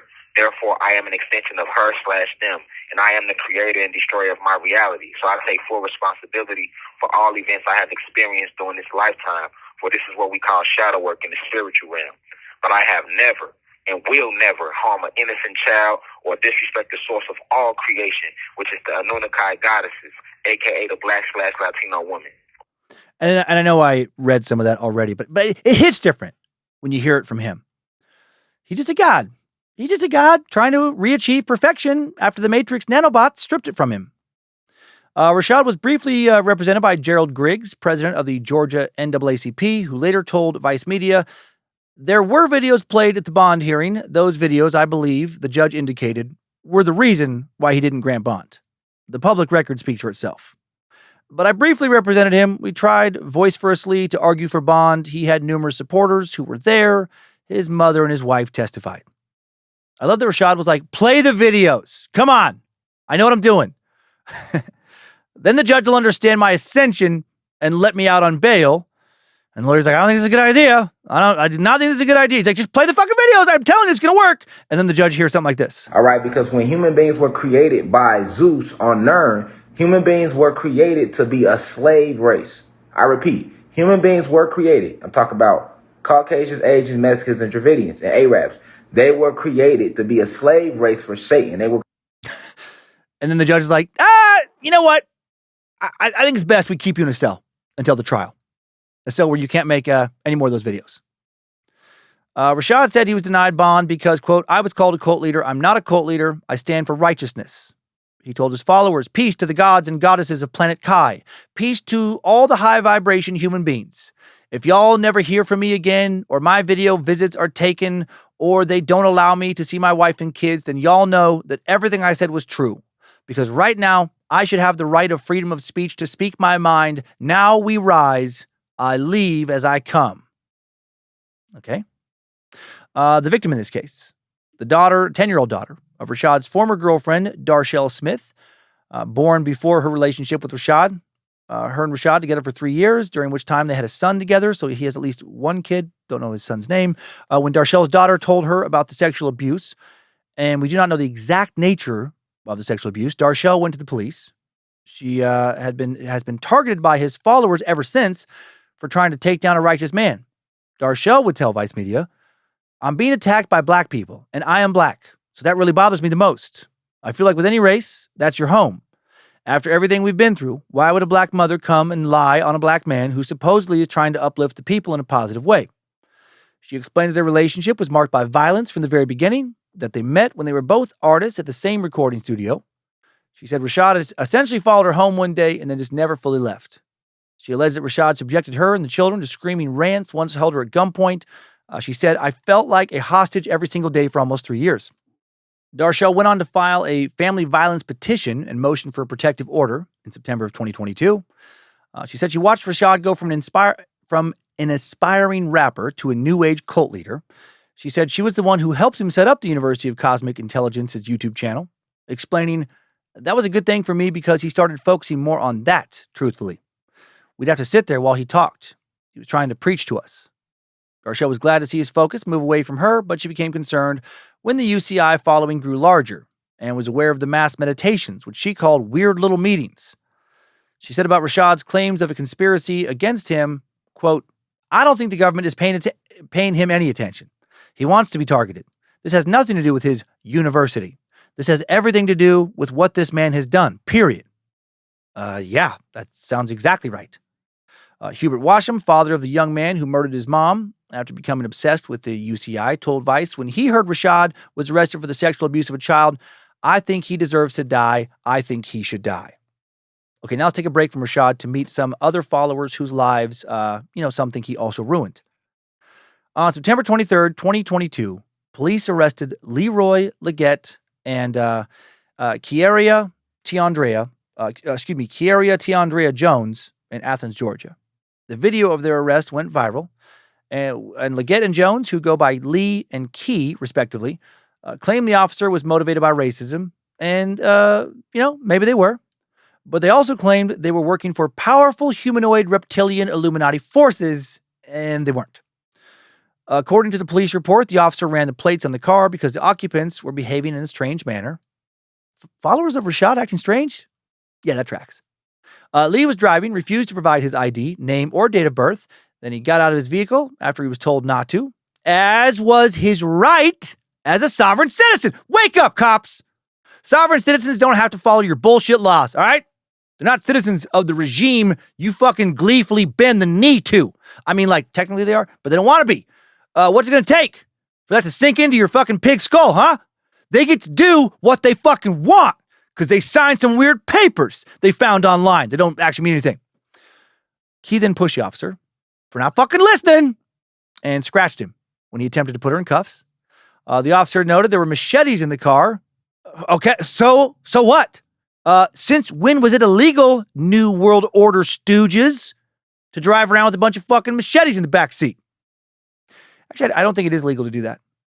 If you're feeling ballsy and you want to freak out the next cop that pulls you over, drive around with a dozen or so swords in your back seat. Bonus points for labeling them with stuff like zombie ready, only use on werewolves, don't tread on me, Susan, like that kind of stuff. Not illegal to designate a sword as a Susan Slayer. I don't think. It might be. You might want to run that by an attorney. Lee and Key were charged with obstruction, and Lee was charged with driving with a suspended license and without insurance, of course. They're sovereign citizens. They pleaded not guilty at their arraignments in November of 2022. In the video of the arrest, one of the passengers in the vehicle can be heard asking, "We can't even do no spiritual practices outside without getting arrested and harassed?" Not sure what they're referring to here, but I'm guessing it's nothing in the ballpark of normal. According to Vice, this individual is best known by his online username of Free Soul the God, aka Free Soul, an aspiring influencer, of course. Free Soul posted a live stream later that day where he said, "I don't have no ID. I don't want to be identified. I don't want a fucking slave card saying I am this number. That sounds like a fucking prisoner to me." This idiot. Every country tracks their residents in some way, shape, or form. There is not a single country in the world that you can legally enter without presenting some form of a government-issued ID. We are all being tracked. And not for Illuminati reasons, for very practical reasons, to make sure we pay taxes, to make sure we can be identified and captured if we commit crimes, to make sure that we are not just fucking sneaking around from country to country doing weird, creepy, illicit shit. If the sovereign citizens had their way, the world would rapidly devolve into a state of lawlessness and chaos. It'd be like a villain's paradise. Free Soul was live streaming, and I love this so much. He was live streaming from inside a Chuck E. Cheese. And that is a fucking dead giveaway that you should take what he says seriously. Dead giveaway. Dead giveaway. My neighbor got big testicles because we see this dude every day. Every day. We eat ribs. I know you guys can't see me anymore, but I just immediately start bobbing my head whenever I push that button. It makes me so happy. His wife, a lash, aka eyelash technician, who goes by the name of Ari, short for Ari the Goddess, nice, asked him to step out because he was getting loud, and don't want to piss off the Chuck E. Cheese people. And she worried they'd be thrown out.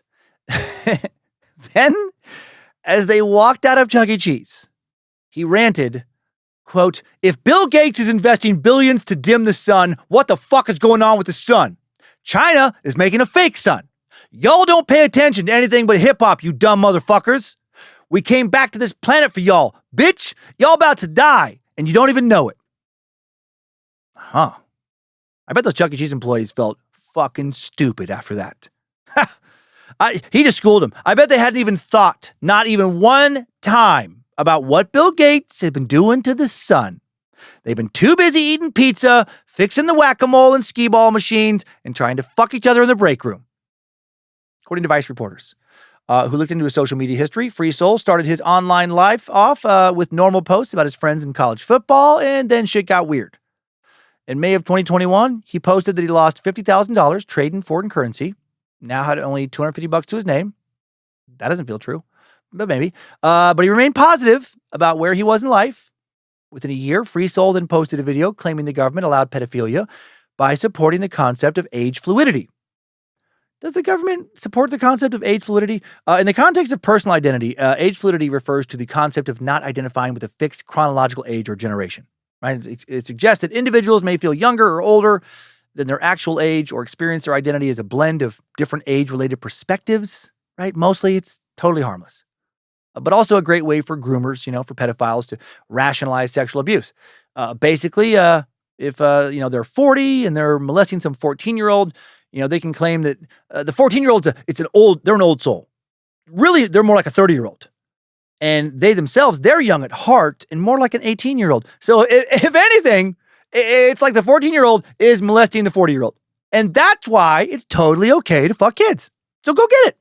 Go get those kids. Get them. Carpe diem. Seize those kids. Fuck them. I said that last part just hoping that someone would get Cummins Lawed. Just so bad. I hope somebody got walked in on, and the only thing this person walking in hears is me being like, go get them. Go fuck those kids. And then they shut their phone down. They're like, no, it's not what you think. So much explaining. Anyway, a few days after his age fluidity post, Free Soul talked about the benefits of urine therapy, saying, quote, "God is love, love is God. All you need to heal any sickness, cancer, herpes, AIDS, I don't care what it is. All you need to heal yourself is your own water from your own will, your urine. You could drink your urine, and I promise, I don't care what sickness you got, it's going to cure it. I've back tested it. I've done it myself. And as you can see, I look very healthy." Free Soul has the best quotes. You back tested it? How? You went out there and fucking got herpes and then knocked it out with some urine? I doubt it. Bill Gates is spending billions to dim the sun, and drinking your own piss cures any and all diseases. Oh, the wisdom of Free Soul. Also, wouldn't it be great if you could cure anything with piss? I mean, it's not like I'm excited to go drink my piss, but I also don't love going to the doctor, paying a bunch of prescription, med fees. If I could knock out a sinus infection by just, knocking back some piss, instead of putting a call into the doctor, maybe having to see the doctor, having to definitely go stand in line at Walgreens or wherever. Oh man, I would do that in a heartbeat. What a bummer. We can't just drink our own piss and be cured of everything. Free Soul has also claimed that aging is caused by dehydration through eating foods with a positive charge, which corrupts the divine water system. I wondered about that for a long time. If I could just, stop eating fucking positive charged donuts. I bet I'd look like I was 19. Over the following weeks, Free Soul posted about a spiritual awakening and fighting oppressors and low vibrational humans. Get those fucking low vibrational fools out. Talked about a plan to build an army to fight low vibrational beings, which I think I might be one because I'm a white guy. A coming war, and how their enemies will try to call them conspiracy theorists. So easy. Just to write somebody off who believes Bill Gates is spending billions of dollars to dim the sun as a conspiracy theorist, isn't it? Instead of having the fucking balls to call them what they really are. Dangerous and delusional dipshit lunatics. On August 23rd, Free Soul posted one of Rashad Jamal's videos. Next day, he posted a video denouncing enemies who sent spells directed at the mass meditation he was doing in support of Jamal. Rashad loves to talk about spells, by the way. A lot of spell talk in the University of Cosmic Intelligence videos. A lot of overall magic talk, really. Check out this little nugget of wisdom. Magic is science, all right? It's just science that has been hidden from the world, okay? This is science that has been hidden from the world, all right? Now, why have they hid this science? Right? Magic falls between, to fully use magic, you have to literally have it. You have to have an in-depth understanding of biology, physics, the laws of physics, quantum physics, and metaphysics. Okay. You have to have an extensive. He's thinking. He'll get it. Come on. Library. Mental library within you that teaches you all about herbs, the herbs, and the way they affect everything around you. Spices. Because this all deals with magic. All of it. It seems like he needs to drink some piss. He's got a head cold. 2 times in that 1 minute, he had to like pause to snort and then swallow some mucus draining in from his sinuses. Gotta drink that piss, dude. And fucking knock that fucking sinus infection out with some urine. 3 days after the scheduled mass meditation, he posted a photo of himself and 2 other men in the woods and tagged the UCI. This is Free Soul. Over the next several days, Free Soul posted numerous photos of the group in the woods with machetes. Why the fuck does everyone have machetes? No group loves swords more than the University of Cosmic Intelligence. He went silent for a week. Then he posted a viral arrest video. Same day, he posted a link to a GoFundMe set up by his wife, Ari. On the night of the arrest, he posted a lengthy video of him walking through the woods saying, 5 of us against the world. He didn't look into the video, or into the camera, one time during the 23-minute video because he believed there was a mirror inside it that his enemies could use to send spells against him. He's doing really great. Like, he's mentally very sound right now. He also discussed committing a crime spree with others where they allegedly walked into stores and took anything they wanted. And I'm guessing if that happened, they probably had their machetes with them.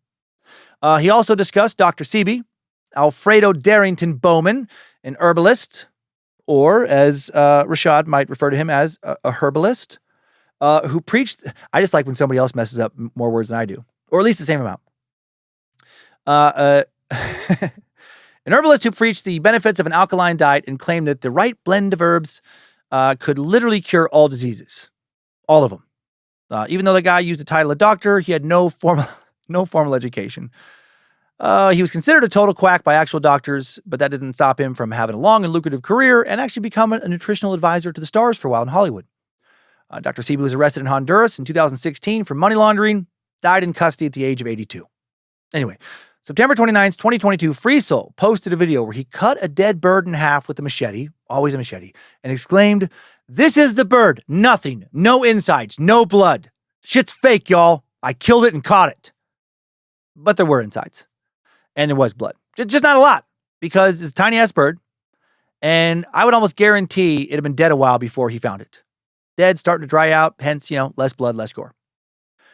Days later, October 2nd, his wife, Ari, posted a link to GoFundMe, writing, "He caught a video surveillance bird and exposed it on social media yesterday, and today they arrested him for some random shit he did not do. They're trying to keep him silent. They don't want us all coming together and taking a stand to fight for our freedom from the enslavement they have us all under with mind control and fear." So she's doing really well also. There's elements of what they're saying that I like. Where they're like, they're trying to keep us, from coming together. I do believe that, for sure. I believe that politicians, as I've talked about, like to keep us, fighting each other, make it a left versus right battle instead of the upper 1% versus everyone else, which it truly is, I think, and has been for a long time. But then they always fucking take it to this weird cosmic reptilian place. They just take it too far. What's crazy about all this is that these 2 people might actually not be mentally ill. Right? There are so many conspiracy theorists who truly believe in the most batshit. There's not even a fucking remote possibility this shit could be real, these ideas, who do not suffer from any diagnosable mental illness. They've just gotten lost in a dangerous, delusional echo chamber. They've walked away from the rational, educated world, stopped listening to anyone other than other people who have also chosen to walk away from the rational world and believe in nothing but magical thinking madness. And if you do think, how? How could normal people believe in shit this absurd? I would suggest take a little drive around town and start counting churches of any and all faiths, not picking on any particular faith, right? Not every church preaches shit this crazy, to be sure. But are these beliefs really any more extreme or nonsensical than, say, literally believing what hundreds of millions of not mentally ill people also literally believe, that a random dude thousands and thousands of years ago built a giant boat and got 2 of every land animal on Earth to hop on board and then floated around for somewhere between 150 and 190 days because a bunch of rain covered everything on Earth but mountaintops. A lot of problems with this story when you look at it literally, which millions do. For starters, it literally cannot rain that much. Also, that many animals, plus all the food it would take to feed them for 5 to 6 months, could never fit inside any boat ever made. Not even an aircraft carrier could do that. Engineers have proven it. But Noah and his wife and his 3 sons built it. Get the fuck out of here. And they somehow snuck over to continents no one in the Middle East knew existed and got animals from North America, South America, Australia. What? That story, when you look at it unemotionally and without faith, is just as crazy as thinking Bill Gates is dimming the sun, or that drinking your own piss can cure AIDS. And there are New Age, Hindu, Buddhist beliefs, etc., equally preposterous, right? But so many of us, we just give these stories a pass because a lot of people believe in them and it's impolite to criticize religion. But it's the same kind of magical thinking, right? All kinds of people believe in shit that's crazy. Isn't that scary when you really step back and think about it? I mean, maybe you believe in shit that's crazy. You definitely know someone or you see someone during your weekly activities of going to the store, going to work, walking out to from your apartment building, etc., who do believe in something that's outlandish. And yet we're somehow still able to work together, build cities, and form societies. God, we are a fascinatingly complicated species. According to a court filing, Free Soul was a fugitive from justice, had a warrant out for him in Bexar County, Texas from April 2021. He was charged with sexual assault of a minor. That incident did occur in late 2016 when he was also a minor, so not good, but not a pedophile necessarily. Ari went on live a week later, claimed the police were trying to kill her husband now, claimed the police and a judge spoke to him about Rashad Jamal, about him being their cult leader. She claimed neither she nor her husband were in a cult, adding, all we do is spread awareness and let people know what's going on. Straight facts. All we do is speak facts. That's all that is. There's no cult shit. Just facts. Go ahead, officer. You think I'm crazy? You think I'm crazy? Start drinking your own piss and tell me how much better you feel. Drink your piss, then tell me I'm crazy when you don't get another cold sore, when your achy back suddenly feels great. She suggested that her husband was in trouble because of the powerful, truthful message he was spreading. She said, why do you think the judge is even talking about that shit? Why do you think they're not letting him use the restroom? Why do you think they're keeping him locked in the car when it's hot as hell, where he can't breathe, to the point where he will faint? Why do you think they're doing this shit? They don't do that shit for no reason. They're doing it because they know what he speaks about, and they don't want the awareness to, they don't want people to know what he's talking about. They don't want the knowledge and facts to get out. Or they're just thinking about, when am I off shift?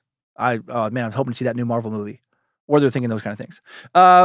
What? They're not letting him use the bathroom to keep knowledge and facts from getting out? Is the restroom connected to some 24/7 live stream? How's he going to get knowledge and facts out from the restroom? Vice Media also identified a man connected to Rashad, going by the name of Huncho Prophet. Prophet for short. Arrested in July of 2022 on marijuana charges, possession of a controlled substance. Love these names. Huncho Prophet. Apparently Huncho is slang taken from the Japanese word for boss, just like honcho, also derived from the same Japanese word. So boss prophet. Kind of a cool name. These charges were unrelated to Hunch Prophet's association with the University of Cosmic Intelligence. However, in a GoFundMe post, Huncho portrayed his arrest as part of a spiritual struggle and claimed he was falsely imprisoned under the Political Prisoners Act, which is not a real law. He then added that the authorities were, quote, desperate to stop I and God Rashad Jamal because, quote, I grew too powerful on the energy charts. And I got to say, you do have to be careful when it comes to your energy chart ranking. That part's legit. Huncho's not wrong there. I remember when I rose up to a 12 on the energy charts last year, and that's why I had my truck totaled in January. The Illuminati did it. They made some black ice appear, knocked me down a few pegs. Right now, I'm just a harmless 7. By the time of his first court date, Huncho Prophet was in jail in Michigan, charged with driving while intoxicated and assaulting, resisting, or obstructing a police officer who did not have the right to arrest him because he's sovereign. 2 of those assault charges were dismissed. Then he pled guilty to the 3rd in September. After all that, on a GoFundMe post made by his wife, Prophet claimed again he was a political prisoner. He believed someone was desperate to stop both him and Rashad Jamal. This was an attempt to stop the rise of the next black messiah, he said, and I refuse to be another victim of this wicked, evil, disgusting system. All right, okay, like attracts like, divine insight attracts Huncho Prophet, got it. Birds of a feather. August 21st, 2023. Now, Rashad Jamal, convicted of child molestation and cruelty to children, sentenced to 18 years in prison, 22 years of probation. Found not guilty of a second count of child molestation. After he was convicted, someone, likely his wife, Zakiya White, posted the following message on his Twitter account: Hawaii on fire and LA flooding, and I was found guilty unrighteously. Let this be a sign that the forces will fight for he who they sent. Okay. Zakiya also went on live on his Instagram and said the evidence was tampered with. There were no evidence. Or there was plenty of evidence enough to convict him. On September 25th, 2023, Damian Washam, remember him? The poor guy killed his mom, attacked his uncle and brother with some kind of ninja sword after losing his fucking mind. Found not guilty by reason of insanity. Not guilty of murder by reason of insanity. Back in November of 2022, Damian changed his plea to guilty by reason of mental disease or defect. His public defender requested a mental evaluation, and after review of the evaluations, the judge found Damian not guilty and in need of serious treatment. Damian was committed to the Alabama Department of Mental Health, quote, until such time as a petition for release is filed. And I do wonder, would he have been determined to have been mentally ill before he started watching Divine Insight's University of Cosmic Intelligence videos? Can diving in too deep into all this shit actually help you lose your mind? September 29th, 2023, Crystal Pinkins, remember her? Lady who lured 2 good Samaritans into the woods to rob and kill them and did shoot one of them. She's found guilty of murder, robbery, and unlawful use of a firearm during a crime of violence in federal court. Her trial lasted 4 days, and her former accomplice, Yasmin Hitter, testified against her as part of a plea deal. A few days later, October 4th, Yasmin pleaded guilty to murder, kidnapping, and robbery. 3 months later, January 4th, 2024, the 2 women received their sentences. Yasmin Hitter sentenced to 35 years in prison, while Crystal Pinkins sentenced to life. Days later, January 9th, 2024, Berkeley, Missouri's police department accused Rashad Jamal of being the leader of a cult that played a role in the disappearance of 6 people. And this is so sad.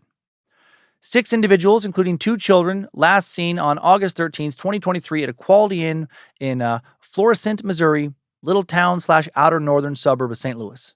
The missing individuals were 25-year-old Michaela Thompson of St. Louis, 36-year-old Michaela Wickerson, her 3-year-old daughter, Malaya Wickerson, 30-year-old Naaman Williams of Washington, D.C., 27-year-old Jeriel German of Lake Horn, Mississippi, and her 3-year-old daughter, Ashton Mitchell. They were all living in the same home, rented by Michaela Wickerson in August of 2023 when they were served an eviction notice. The missing adults are all believed to be devout followers of the University of Cosmic Intelligence.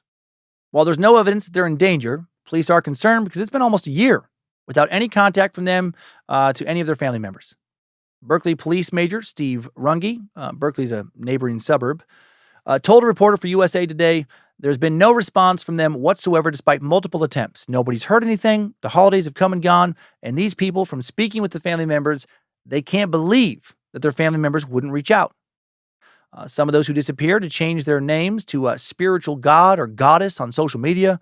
They'd shared many of Rashad's videos, distanced themselves from family and friends, quit their jobs, and engaged in unusual behaviors, including group nude meditation outdoors on land they do not own. So if you see a group of naked weirdos talking about reptilians meditating out in the woods, please give the police in Berkeley, Missouri a ring. Michaela Wickerson's mother, Cartisha Morgan, this poor woman, told USA Today that her daughter said she was going on a spiritual journey. At first, she said she was supportive, but she added she was so different, I didn't understand. According to Cartisha, Michaela has 4 siblings and a large extended family in the St. Louis area where she grew up. She was a good student, she's a good kid, good person, independent girl, lived on her own for years, but was in regular contact with her family until late 2022 when she and her daughter moved into a home in Berkeley, Missouri with some people Michaela met online.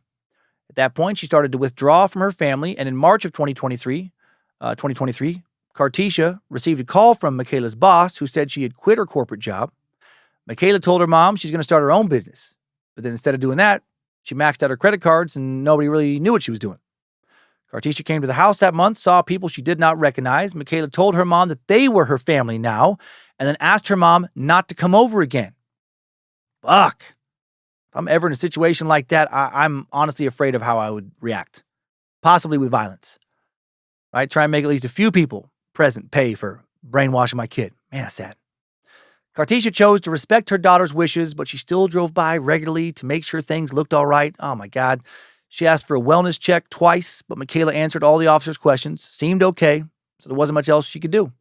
Cartesia said, now that I look back, she was saying she was overwhelmed, needed a break. There were signs I should have noticed. Cartesia believes Michaela was suffering from long-term postpartum depression, which made her vulnerable to online manipulation. She said, my granddaughter was her first child, and that's overwhelming. There were probably some things that she was dealing with in silence, too.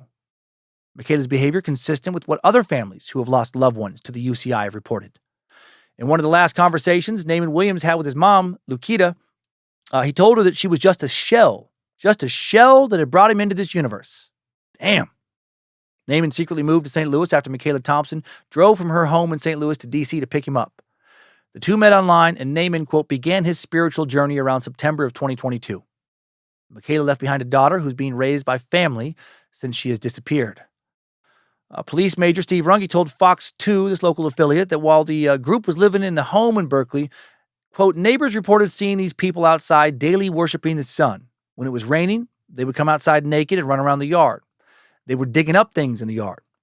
So just collectively losing their fucking minds. Neighbors told local outlet KFVS 12 that they had seen the group hugging trees, burying pennies, and standing naked in the rain. An acquaintance of the women then told the police that they had likely gone, quote, off the grid, preparing for the rapture. So this might not end well at all. Sadly, it might have already ended, and authorities are just going to find their remains out in the woods somewhere someday. Divine Insight himself, Rashad Jamal, has responded to allegations that he was partially to blame for their disappearances in an interview with the St. Louis Post-Dispatch. He claimed that the University of Cosmic Intelligence is just a spiritual YouTube channel and bears no responsibility. He said, quote, I'm just giving you my opinion on a plethora of different subjects, from metaphysics to quantum physics to molecular biology to marine biology to geography to black history to world history. I'm giving you my opinions on these things. That doesn't make me a cult leader.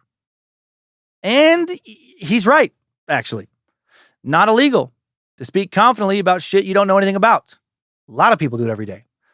Doesn't make people cult leaders. It just makes him, sadly, one of the many people out there peddling dangerous disinformation, misinformation, information that affects people like all information does.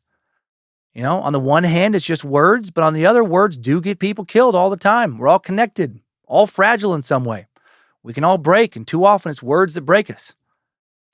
Rashad said he first heard about the accusations from a news report, wasn't surprised the police were targeting him, adding, I am pretty sure I've never met these people. I get on my phone and give a lecture. I go live and then I get off the phone. I don't know who these people are in my live stream. It's too many people. He said he occasionally grows tired of the persecution, but he is, quote, standing in righteousness. We have done this throughout time. If you decide to stand for what's righteous, they will come after you. He maintained his innocence regarding the sexual abuse charges and claimed the allegations stem from a custody dispute.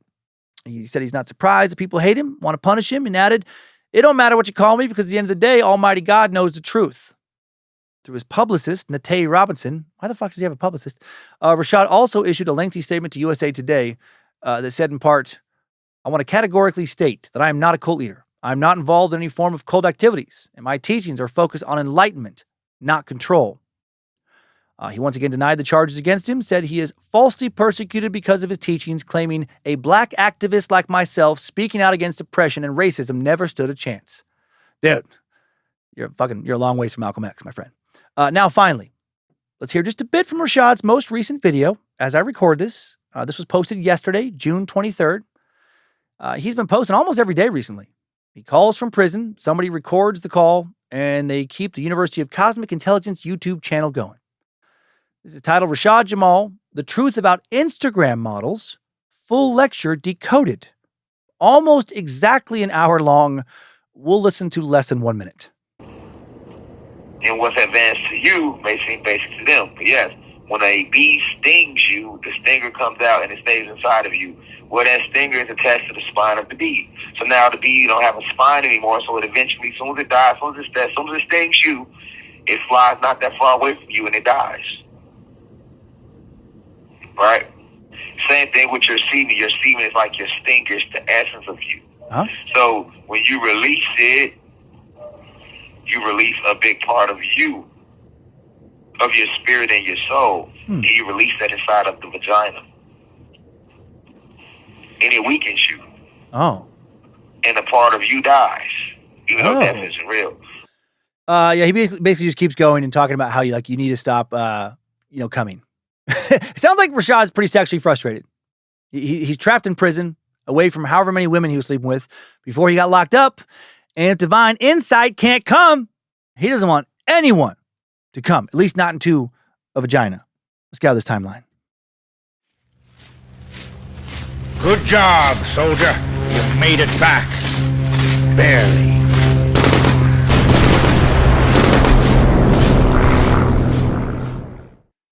And now before I wrap this up, just one more sponsor. The following testimonial is part of a paid advertisement from the deprogrammed, immaculate, patriotic, sovereign humans independent of tyranny, a.k.a. dipshit. Hey, it's me! It's Bob! It's Bob from Bob's Bound by the Fruit Top Biz! Becoming a dipshit, a deprogrammed, immaculate, patriotic, sovereign human independent of tyranny has been a real game changer. You have any idea how much easier it is to run a profitable business when you don't have to pay taxes? Or pay for land to grow your tiny orchard on?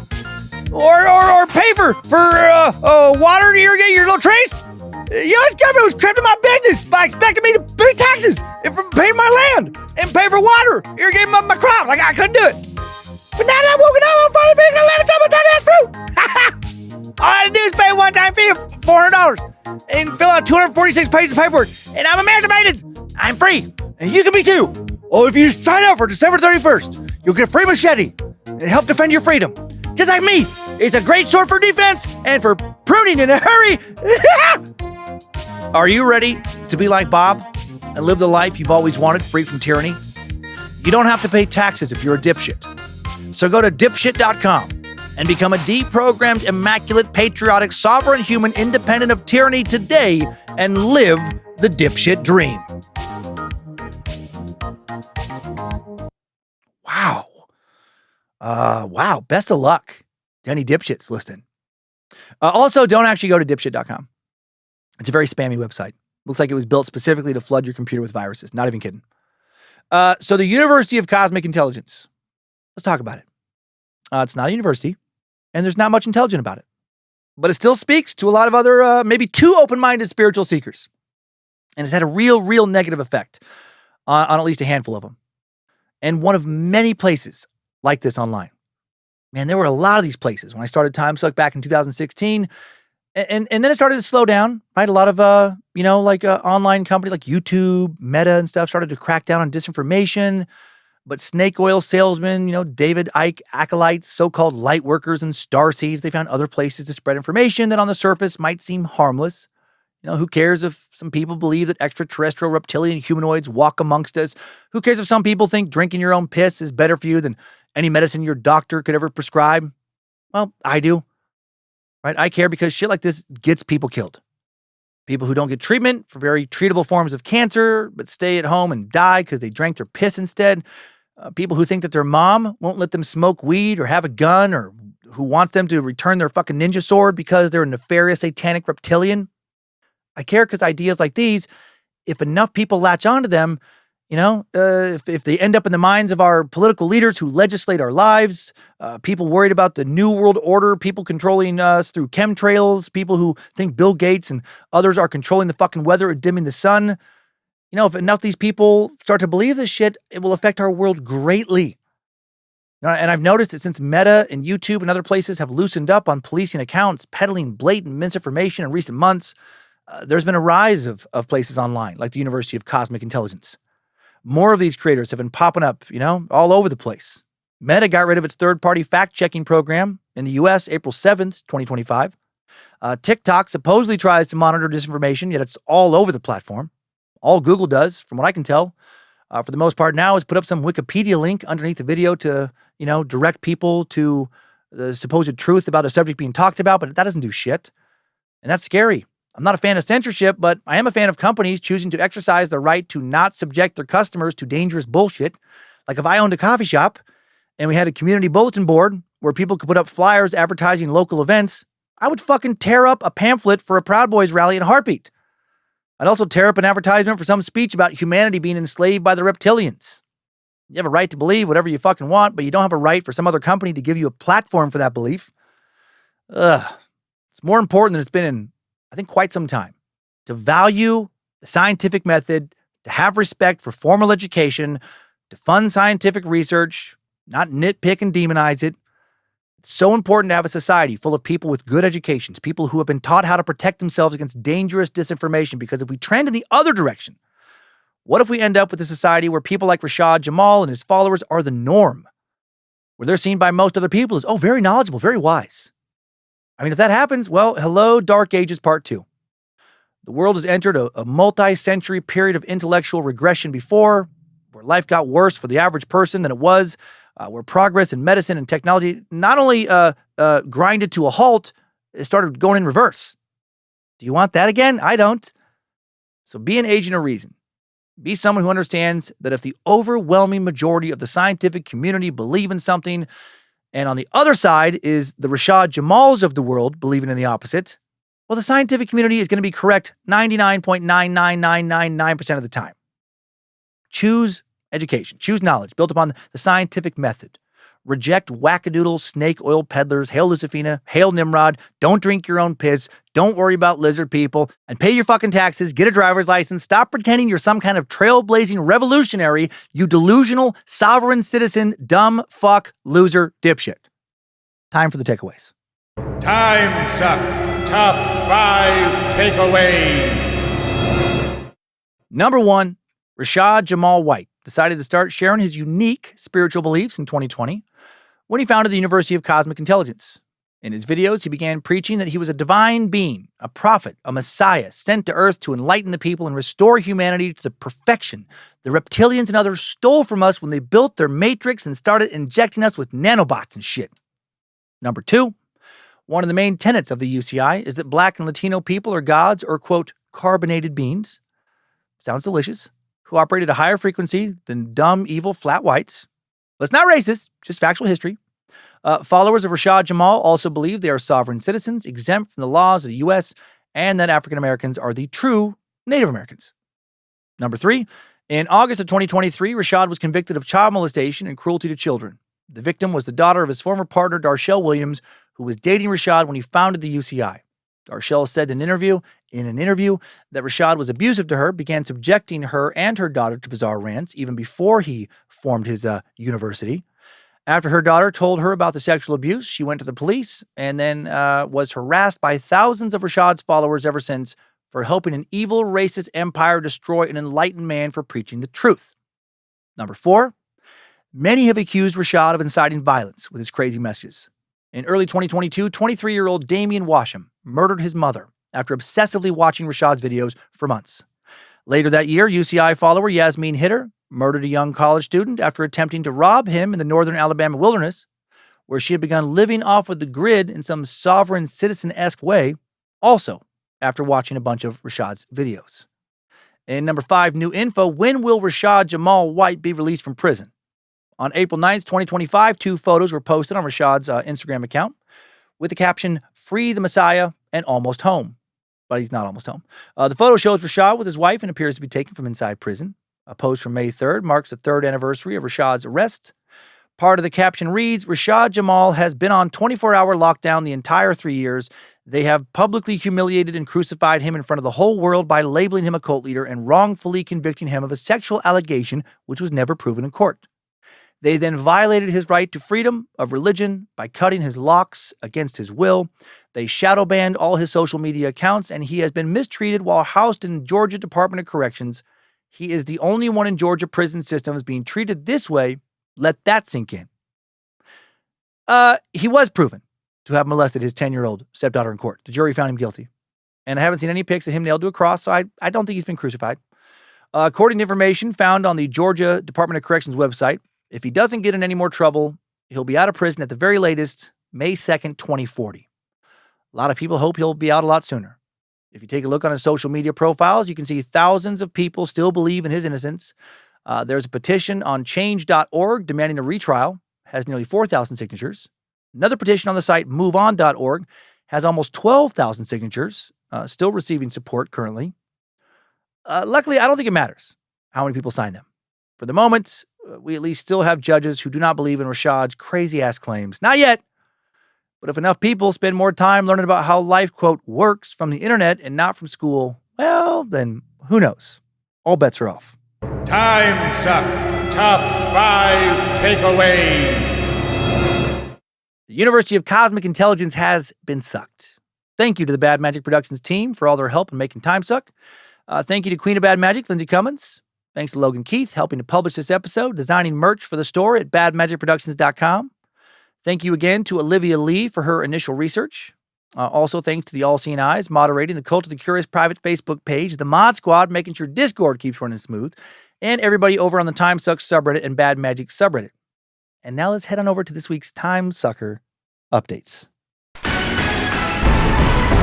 Updates? Get your Timesucker updates.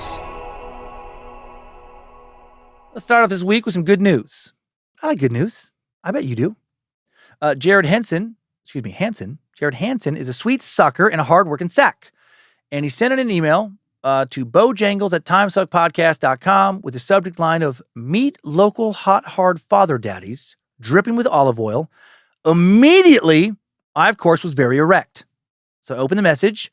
Sad that I didn't see pictures, but happy to share what he wrote. Hello, Master Sucker.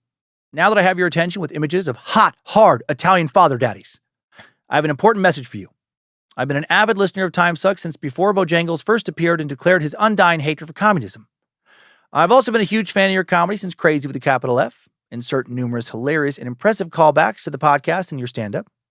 It has been an absolute joy seeing your show evolve over the years. Your passion, creativity, and dedication have been major inspirations to me. Oh, thanks. And judging from the thousands of emails, most of the other members of the Cult of the Curious. This past May, I graduated with my Master's in Fine Arts in Theater Technology and Design from Texas Tech University, Reckham Tech. Because of that, I'm actually about 25 episodes behind because grad school is a major Timesuck, pun intended. So I thought it'd be really cool to type out a message and hear it when I finally catch up in a couple months. So please bear with me as I type out my story. Excuse me. In April of 2024, I checked myself into the hospital for suicidal ideations. I've been depressed, participating in some self-destructive tendencies, and I was fully prepared to walk away from life. I just wanted the pain to stop. I felt like a failure. I was struggling in my marriage, struggling in grad school, struggling creatively, and struggling with my own self-identity. I didn't like the person I saw in the mirror. I was burnt out, kept sinking further and further into depression.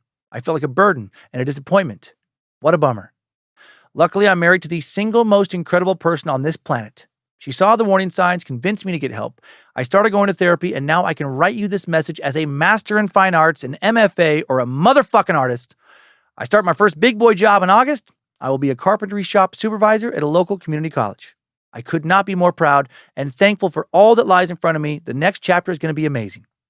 Your show and your comedy have been constant in my life, and while I was pulling myself out of the darkness, you helped me laugh and learn. This community is special, Mr. D, Reverend Professor Cummins Esquire. And you should be proud of everything you've built for all those weirdos, Space Lizard, and Illuminati puppets. Thanks to everyone at Bad Magic and all the Space Lizards. Y'all inspire me every day with your creativity, curiosity, and love for every meat sack on this spinning ball of dirt and water. Lastly, if I could shout out my wife, Sydney, she is starting her dream job as a cardiac nurse, and I couldn't be prouder of her. Sydney, I love you. Thank you for seeing the diamond under all this rough. I'm working on shining every day for you. My soft shame cock rises to salute you. Anyway, I'm rambling, but I will not apologize for the length or girth. Hail Nimrod. Bow down to our corporate overlords, the good God Amway, and bear evil. Good God Amway, and bear evil incorporated. All the love, your loyal spacers and graduate of Chikatilo's Wrestling and A-Hole Air Banjo Academies. They were having a 2-for-1 deal. Jared Hansen, MFA. Fuck Jared, that's awesome, man. I'm just virtually meeting you, but now I feel like I've known you for years. And I'm so fucking proud of you.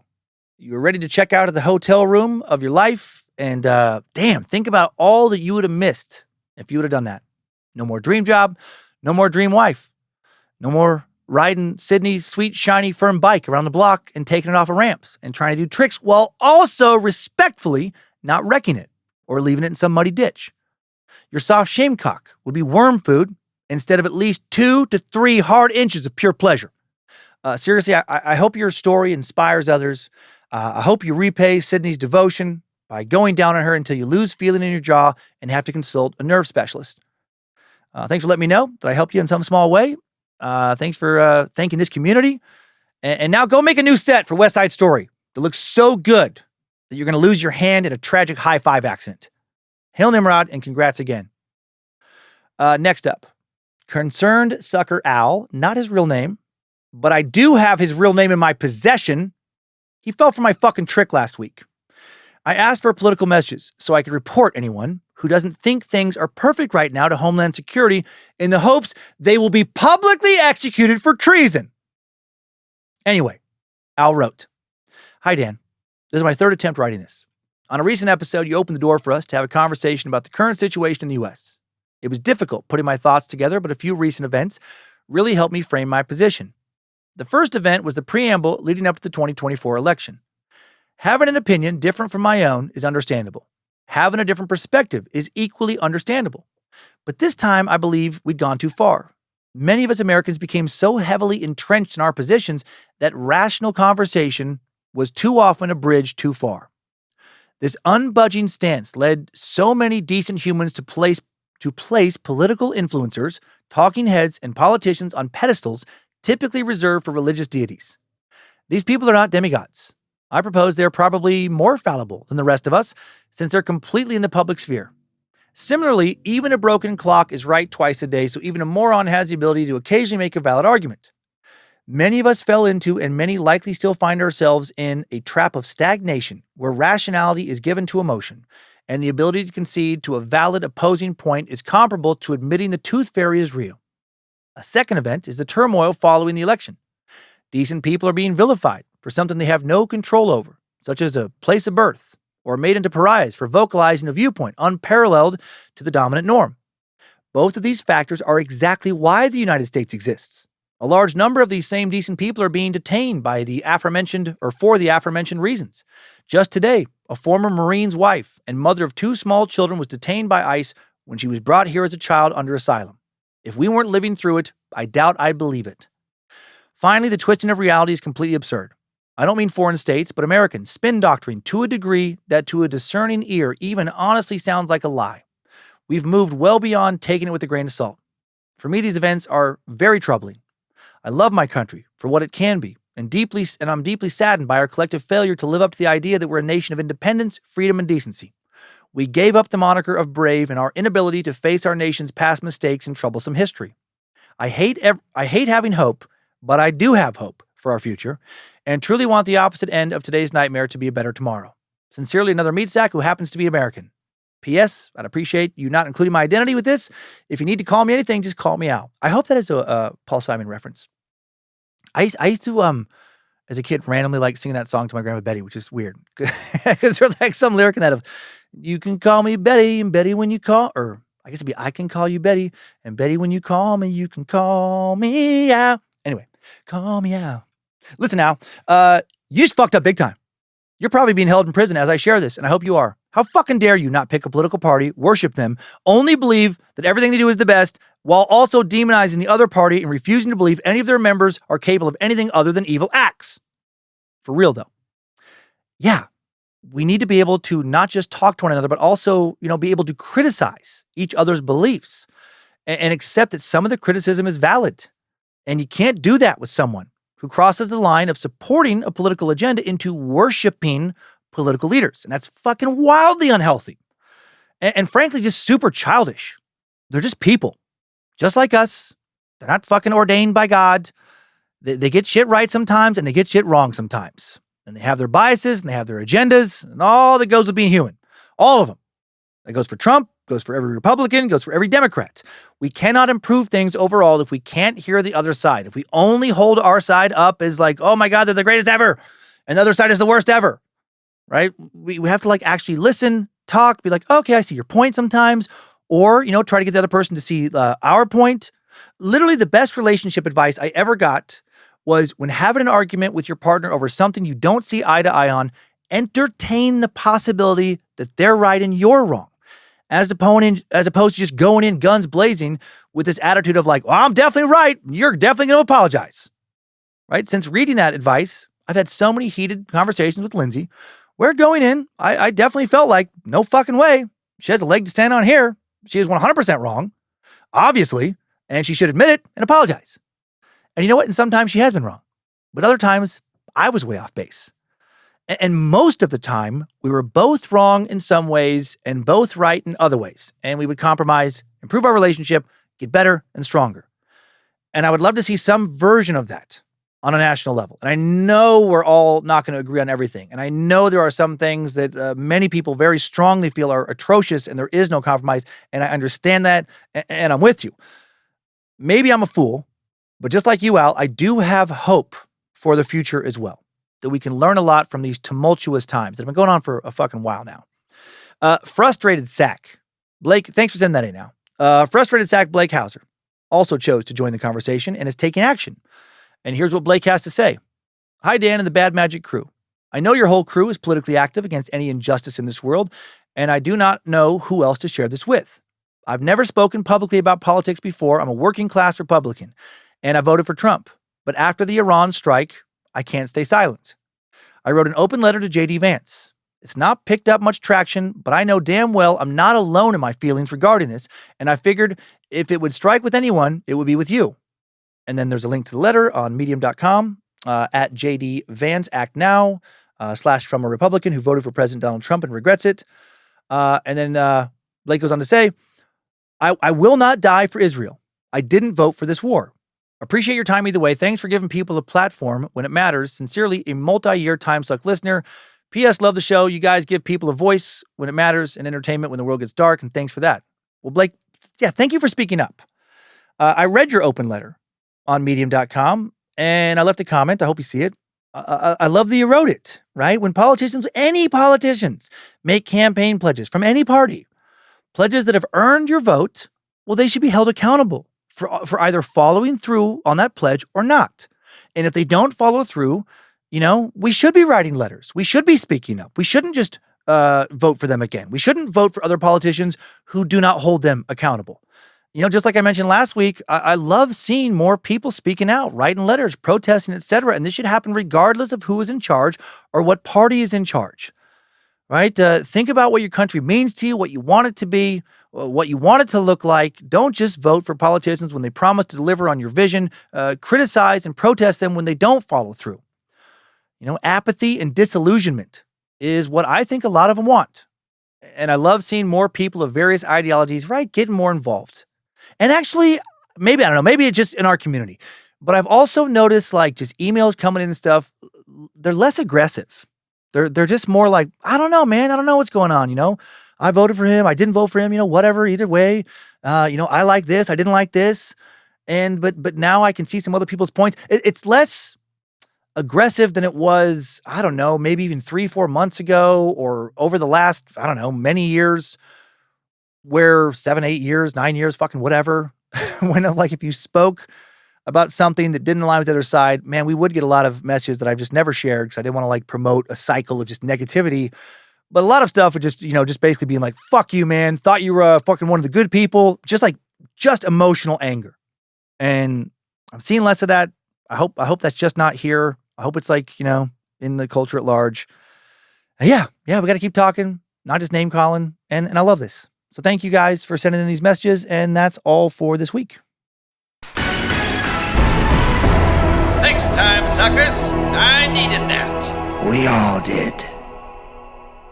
Well, thanks for listening to another Bad Magic Productions podcast. Be sure and rate and review this show if you haven't already. Please and thanks. Please don't start any online university that sells mostly overpriced, probably broken crystal necklaces and bracelets and nonsensical videos that you recorded with your shirt off while eating some fucking bananas that you never went back and edited this week. Be better than that. So much better. And keep on sucking.